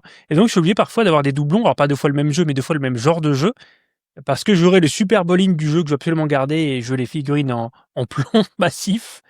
Et puis, je veux la version que je peux emmener. Donc, j'ai aussi une bibliothèque qui est enflée à cause de ce côté sur place ou à emporter. Ouais, ça, je peux le comprendre effectivement, nous, on a un peu ce problème-là. Alors, quand on arrive à se réunir, justement les lundis avec, des copains, des collègues parfois, on peut réussir à transporter parce qu'on a un sac de transport de jeux, pour les grosses, grosses boîtes. Mais par contre, on joue, chaque semaine le mercredi parce qu'au boulot, on a une pause de 4 heures, non, 3 heures et demie. Et du coup, c'est vraiment l'occasion de sortir des jeux, y compris des protos. Mais du coup, là, ce jour-là, on a que notre sac de boulot, du coup. Donc, c'est très, très limité en termes d'espace, disponible. Donc là, on doit, s'en tenir à des boîtes beaucoup plus, petites. Et du coup, bah, c'est vrai que un jeu comme Mistwind, il loge pas dans mon sac, c'est chiant. Et du coup, effectivement, cette réflexion doit se faire au niveau de la taille des boîtes et du coup, c'est aussi, pour ça que j'ai été vraiment déçu de voir que la boîte de Brink était aussi grosse. Parce que je me dis: Ouais, «Ouais, bah, mais ouais. du coup, ça va être une plaie à transporter», tu vois? Il a un peu le cul entre 2 chaises, il est pas énormissime, tu vois? C'est pas la big box d'Anachronie, mais il est trop gros pour rentrer dans un sac classique et du coup, ça va être chiant, tu vois? Et il y a un jeu, par exemple, que j'adore, qui est juste à côté là avec moi, donc qui est Vindication. J'ai la Archive Box, c'est la Ah grosse, bah grosse voilà, boîte c'est avec toutes les pareil. extensions. Ah, Et bah, du coup, on y joue, que quand on est, chez moi ou parce que Xavier l'a pris aussi, donc chez lui maintenant aussi, mais à sortir en dehors de la maison, c'est une plaie, quoi. c'est impossible. Et ça, bah, tu vois, c'est un exemple parfait de jeu que je suis incapable de revendre alors ça fait bien un an, je pense qu'il est pas sorti. Mais je l'ai tellement aimé mes parties que déjà j'en suis nostalgique. Et en plus, c'est un bon jeu en soi, donc j'ai pas envie de. Je veux me laisser la possibilité de l'Okaou. Mais vu la taille et le prix de l'Okaou, on va pas revenir sur le premier point, mais voilà, ça boucle la boucle, quoi. Et je veux juste revenir là-dessus aussi sur, ouais, il y a un autre problème aussi, c'est que tu vas avoir des boîtes plus ou moins grosses. Apex, par exemple, ne rentre même pas dans les gros sacs de transport, les versions XL. Et il y a les problèmes alors entre autres Street Fighter, The Miniature Game ou même Apex, c'est que ils peuvent être transportés que dans une certaine position. Quand tu as trop de figurines et trop de choses comme ça qui sont pas calées, bloquées dans des inserts, tu lèves la boîte, tout tombe, tout est cassé. Donc Street Fighter, j'ai pété une figurine, j'ai dû la recoller, j'étais dégoûté. C'est des jeux que de toute façon je n'oserais pas transporter, tu vois, même si j'avais les sacs Mmh. pour. Donc problème en plus du problème, quoi. Et j'ai un dernier petit Ouais. péché à te proposer si tu veux. Alors toi, t'en as peut-être aussi Mmh. à me suggérer, hein. La luxure! La luxure, le pubis. Non, presque. Le tapis, ça rime. Le tapis Les de tapis de néoprène? jeu. Ouais, j'étais pas trop fan. J'en ai eu certains et j'ai trouvé ça pratique pour certains jeux. Des fois maintenant, je me laisse tenter, même si les prix sont vraiment de plus en plus prohibitifs. Hein, c'est un truc de dingue. J'ai l'impression en plus connement à chaque fois comme les big box, j'ai l'impression de gagner de la place. On dit, ah mais du coup, le plateau, je le fous dans un tiroir. Mmh. Bah oui, mais ton tapis rentre pas dans la boîte. Donc ça fait un truc Bah par-dessus oui, la boîte que tu peux pas plier bah oui. sinon il est gondolé. Donc faut le rouler. Enfin, en fait, c'est un cauchemar. Donc ça aussi, ça prend de la place. On a un Ouais. tiroir plein, plus ou moins bien rangé en plus. Donc certains anciens, je pense quand je vais les ressortir, je vais pleurer. Et je pense que c'est mon dernier péché capital de ludothèque qui embarrasse mon truc. Avec, on pourrait en parler, hein, les sleeves aussi, parce que j'ai des sleeves d'avance trop en fait. Bref, c'est ça, c'est les tapis roulés, quoi. Ah, de ce point de vue-là, tu es peut-être plus proche de Xavier que de moi, dans le Ouais. sens où, vraiment c'est le complétionnisme, et la deluxification à outrance. Mais c'est agréable le Heu tapis, malgré tout. C'est pas indispensable, hein, Ouais, mais alors vraiment c'est agréable. alors je suis d'accord avec toi, hein, quand tu as un tapis de néoprène qui remplace ton plateau, c'est, vraiment super agréable au toucher, les pièces glissent moins et cetera, donc non, c'est vraiment cool. Il y a des jeux pour lesquels c'est plus ergonomique que d'autres, il y en a vraiment c'est pour du bling et ça sert vraiment à rien par contre. Mais il y en a parfois où c'est vraiment bien pensé et c'est ergonomique et là du coup c'est agréable et ça a du sens. Parfois c'est juste du bling. Ouais. Mais j'ai pas trop ça. Je crois que j'ai 2 ou 3 jeux avec des tapis de néoprène, donc Mmh. c'est vraiment pas grand-chose. Je compte évidemment pas des Ross que je viens de recevoir, parce que toutes les factions, c'est un tapis de néoprène, mais ça c'est TJ qui fait Ouais. ça, Mmh. c'est la norme chez eux. Il y a juste une entorse, à la règle, c'est que, bon, tu le sais, on est principalement sur du financement participatif ici parce qu'on n'a pas accès aux boutiques, nous, avec Xavier. On est au Japon, donc c'est une galère, donc on passe principalement par les jeux en financement participatif. Mais les quelques jeux qu'on a en boutique, bah, du coup, souffrent un petit peu en comparaison en termes de matos, de qualité de production. Par exemple, Heat, c'est un jeu qui est bien produit, tu vois? C'est pas mal, mais bon, les leviers de vitesse, par exemple, le plateau personnel où c'est juste un feuillet un peu souple, bon, tu dis: Mmh. «Ça, c'est un petit peu cheap en comparaison aux standards qu'on a, par exemple, sur des jeux en financement participatif». Et du coup, c'est vrai que sur Heat, par exemple, je me suis fait un plaisir, c'est-à-dire que là, tous les feuillets donc de joueurs individuels, je les ai tous pris en néoprène, par exemple. OK. Mais bon, ils sont petits, ça tient dans une petite boîte, comme ça. Bon, ça prend pas beaucoup de place. Ouais, Mais je peux non, comprendre, ouais. généralement, j'ai pas trop ce problème. Mais c'est un sujet intéressant dans le sens où tu as l'impression que maintenant, pour, générer une certaine marge, les éditeurs vont être obligés de proposer du Deluxe, à gogo et Ouais. à l'inverse, moi, j'en suis de moins en moins friand et alors, Runard, par exemple, de Ludus Magnus que j'ai reçu le mois dernier, les les «plateaux joueurs» entre guillemets de base, c'est pareil, c'est du carton souple, tu sais, des faits un peu et ben je suis bien content parce que mon Runard alors certes, chaque extension, c'est une boîte, il y a pas de big box pour ça, mais si tu as la version de base, même deluxifiée, et ben c'est la taille d'une boîte normale. Voilà, c'est ton, Ouais, ouais. non, Mistwing doit être plus profond que ça, mais Résurgence, en Oui. gros, tu vois? C'est un gros Mmh. Résurgence, quoi et ben je suis bien content. Alors certes, ils sont pas deluxe, mes plateaux joueurs, mais je l'emmène, je peux la retourner, tout tient dedans et j'en suis là, quoi, en fait. Donc c'est Ouais. un peu dommage parce que l'éditeur a, je pense, besoin aussi de ces gens qui, via une forme de mécénat et de complétionnisme, vont donner plus de sous pour acheter des tapis et tout. Sauf que c'est ce dont on a le moins envie et à un moment, on va peut-être même être prêt à payer plus pour pas avoir une boîte de Brink qui fait, tu sais, ça va être la small box qui sera plus chère que la big box parce qu'elle rentrera dans une Kallax, quoi. Mmh. Ouais, et du coup, ouais, c'est avoir une boîte, beaucoup plus, menue, beaucoup plus, logeable dans une Kallax, ce sera ça le luxe finalement, effectivement, Exactement. ouais. Ouais, Mmh. ouais. Et voilà, je sais qu'il y a des gens parmi vous qui commentaient régulièrement, qui, parfois ont même débordé, ont plus d'une pièce dans laquelle il y a des jeux. Moi-même, bah, après, dû à l'activité de la chaîne, je dois en avoir un petit peu ici dans le bureau, en plus d'une pièce complète qui est dédiée à ça. Je pense que si on enlevait tous ces péchés capitaux, les miens, j'en ai un petit peu plus que toi, je suis un petit peu moins raisonnable que toi, je pense que je pourrais diviser la taille par 2. Il y a, je pense, alors j'aurais dû te poser la question, j'y ai pensé trop tard. Euh, Est-ce que tu sais estimer le nombre de jeux qui sont ressortis ou risquent de ressortir dans l'année passée ou l'année à venir, tu vois? Je pense qu'il y a au moins, allez, on peut dire 50%, je suis quasiment sûr qu'ils bougeront pas cette année, tu vois? Sur 12 mois glissants, je veux dire, hein. Parce que c'est des jeux qui sortent rarement, mais qui sont très hauts dans mon estime. Est-ce que je devrais les garder? Et je complète d'ailleurs avec la dernière question de ce sujet, ou le dernier sujet de ce sujet en tout cas, qui est le côté tellement pénible d'organiser le turnover. C'est-à-dire que, Mmh. tu sais, de poser les annonces, de répondre aux 50 questions, de renvoyer une photo du coin de la boîte parce qu'il veut voir les coins des boîtes, d'envoyer, d'aller déposer un mondial relais. Ah, il l'a reçu, mais la boîte est pétée. Tu en as 1 sur 10 qui va te la renvoyer. Enfin bref, tout ça prend un temps fou que j'ai pas envie Ouais. que j'ai pas et que j'ai pas envie de consacrer à ça. Ouais, ça fait une La question dans fameuse la charge question, mentale aussi. mais ouais, ah vraiment, ouais, j'ai une pile de jeux à revendre. J'ai même Mmh. la flemme de faire les annonces et ça m'épuise d'avance. Je ne veux plus faire Mais ça. oui, je comprends, c'est chiant à faire. Mmh. Mmh. D'autant plus, enfin, moi généralement je propose d'abord sur, la communauté des joueurs, internationaux, de la région où on habite, Xavier et moi-même, Ouais. et du coup tu fais une petite description, tu prends des petites photos, machin et cetera, et bon, ça peut arriver de temps en temps où tu as genre 0 commentaire, tu dis: «Putain, j'ai passé, une demi-heure à tout faire et il y a rien, quoi», Exactement. et c'est vraiment chiant. Et après, bon, bah, si vraiment ça part pas, je mets ça en vente, sur un, comment dirais-je? Un site d'achat-revente de, bouquins, DVD, CD, jeux, enfin bref, ils font un peu n'importe quoi, ici, au Japon. Et du coup, eux, ils le reprennent quoi qu'il arrive, tu vois? C'est Ouais, juste ça, c'est que un avantage déjà. c'est pas toujours au prix que tu souhaites, tu vois? Mais là, par exemple, j'ai récemment, revendu un batch, de jeux. et ils m'ont fait des prix tout à fait corrects, tu vois. Mais j'en suis là, moi j'avais la réputation, je le fais plus trop maintenant, mais j'avais la réputation sur le forum Code d'être le mec qui fait toujours des bons prix. Et parfois même mes salves de vente étaient assez attendues parce qu'en fait je veux juste que ça parte. Donc je préférais perdre 50 balles et que ça parte sur Code parce que je sais que sur Code c'est pas quelqu'un qui va m'embêter, tu vois, on discute, il y a un côté entre nous que tu n'auras pas sur Ocaseo ou sur eBay, tu vois. Bien sûr. Mais malgré tout, même là-dessus, faut faire un détail. Faut que ton post sur le forum il soit assez alléchant parce que sinon ça passe dans le flou du truc. Faut fournir des photos, faut trier les messages que tu reçois, 10 messages par jeu, qui a répondu en premier, mais en fait il veut juste se renseigner, c'est pour un copain, puis en fait il le prend pas, et puis tu peux me le mettre de côté jusqu'au mois prochain.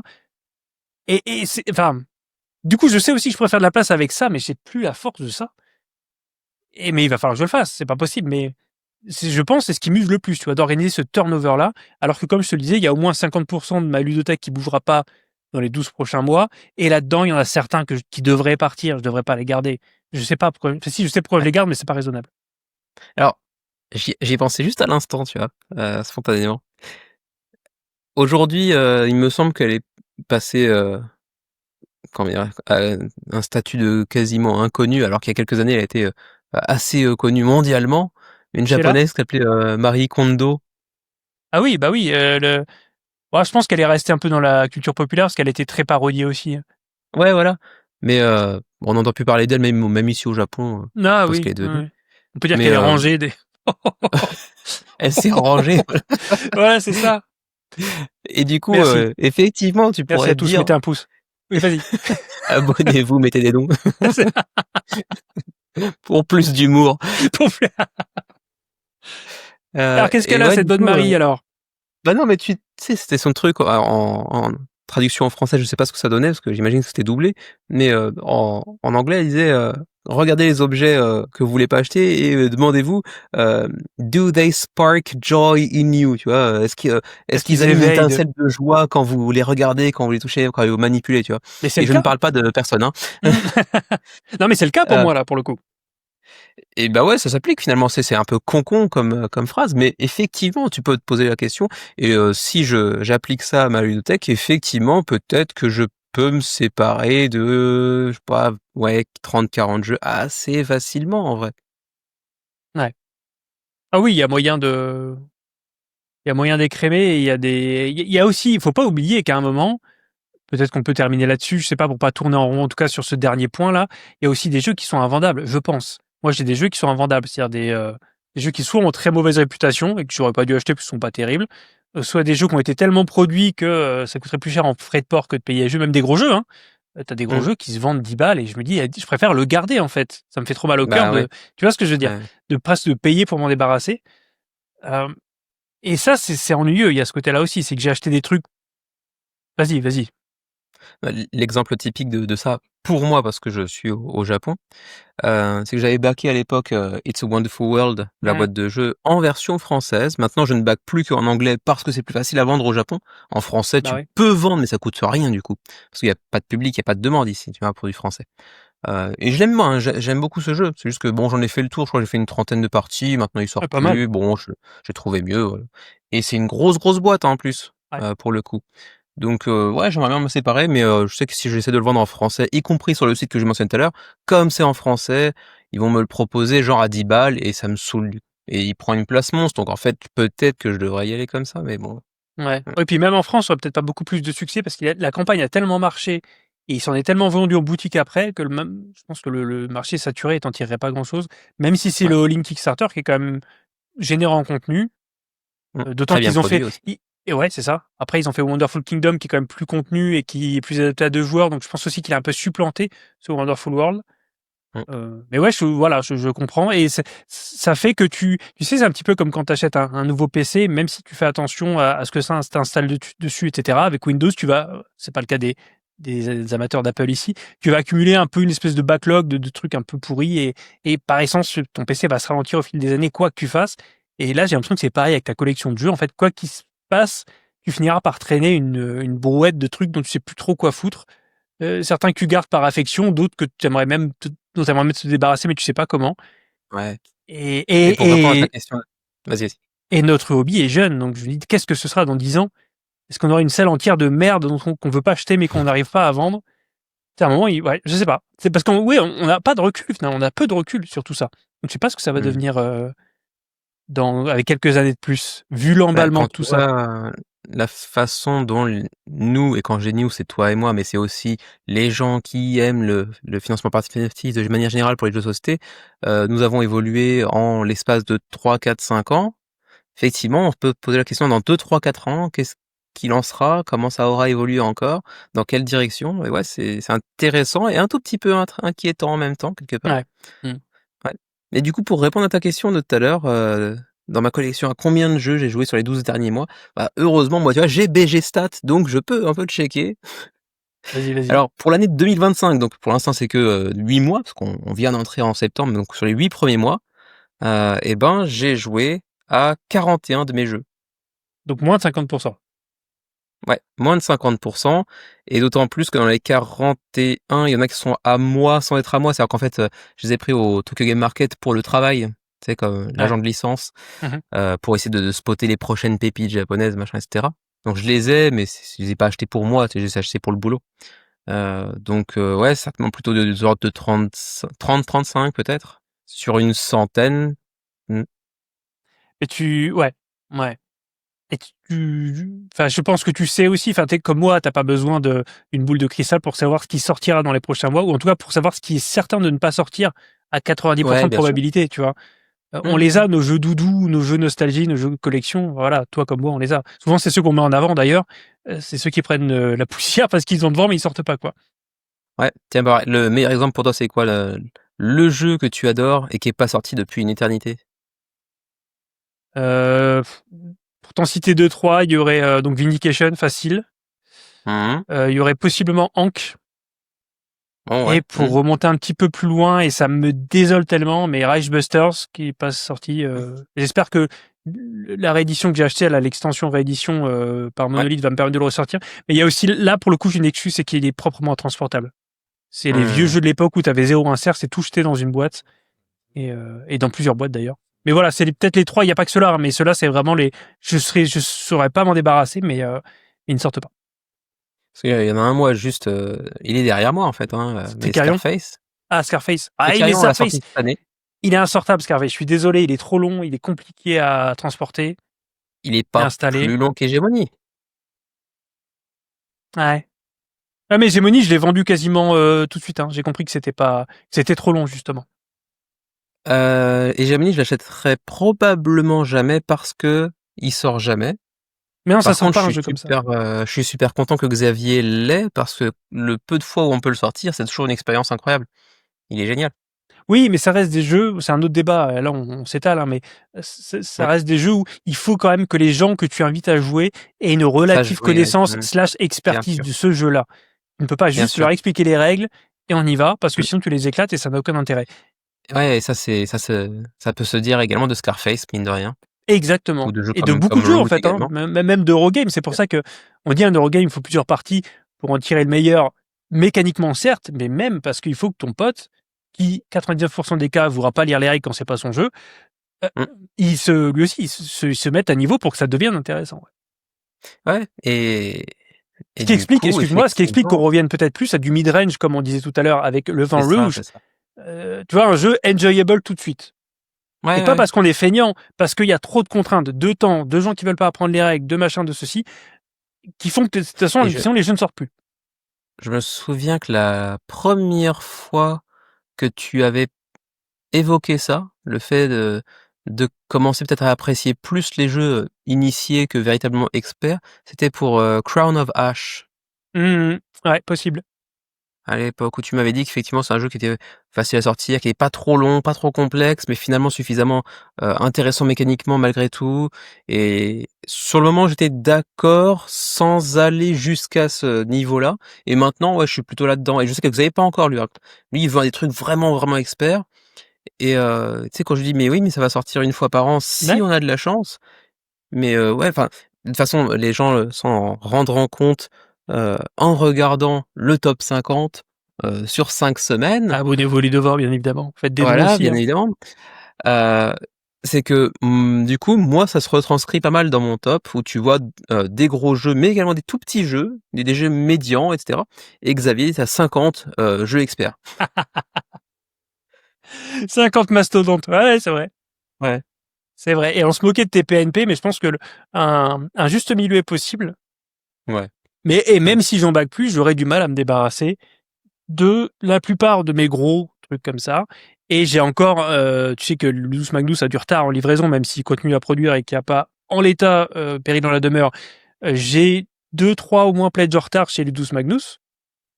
Je suis assez convaincu, pour les avoir quasiment tous review, que même s'ils sortent pas souvent, j'aurais pas envie de les vendre. Requiem, je l'attends. C'est un de ceux que j'attends le plus. Bon, après, il se joue en solo assez proprement, mais je peux pas.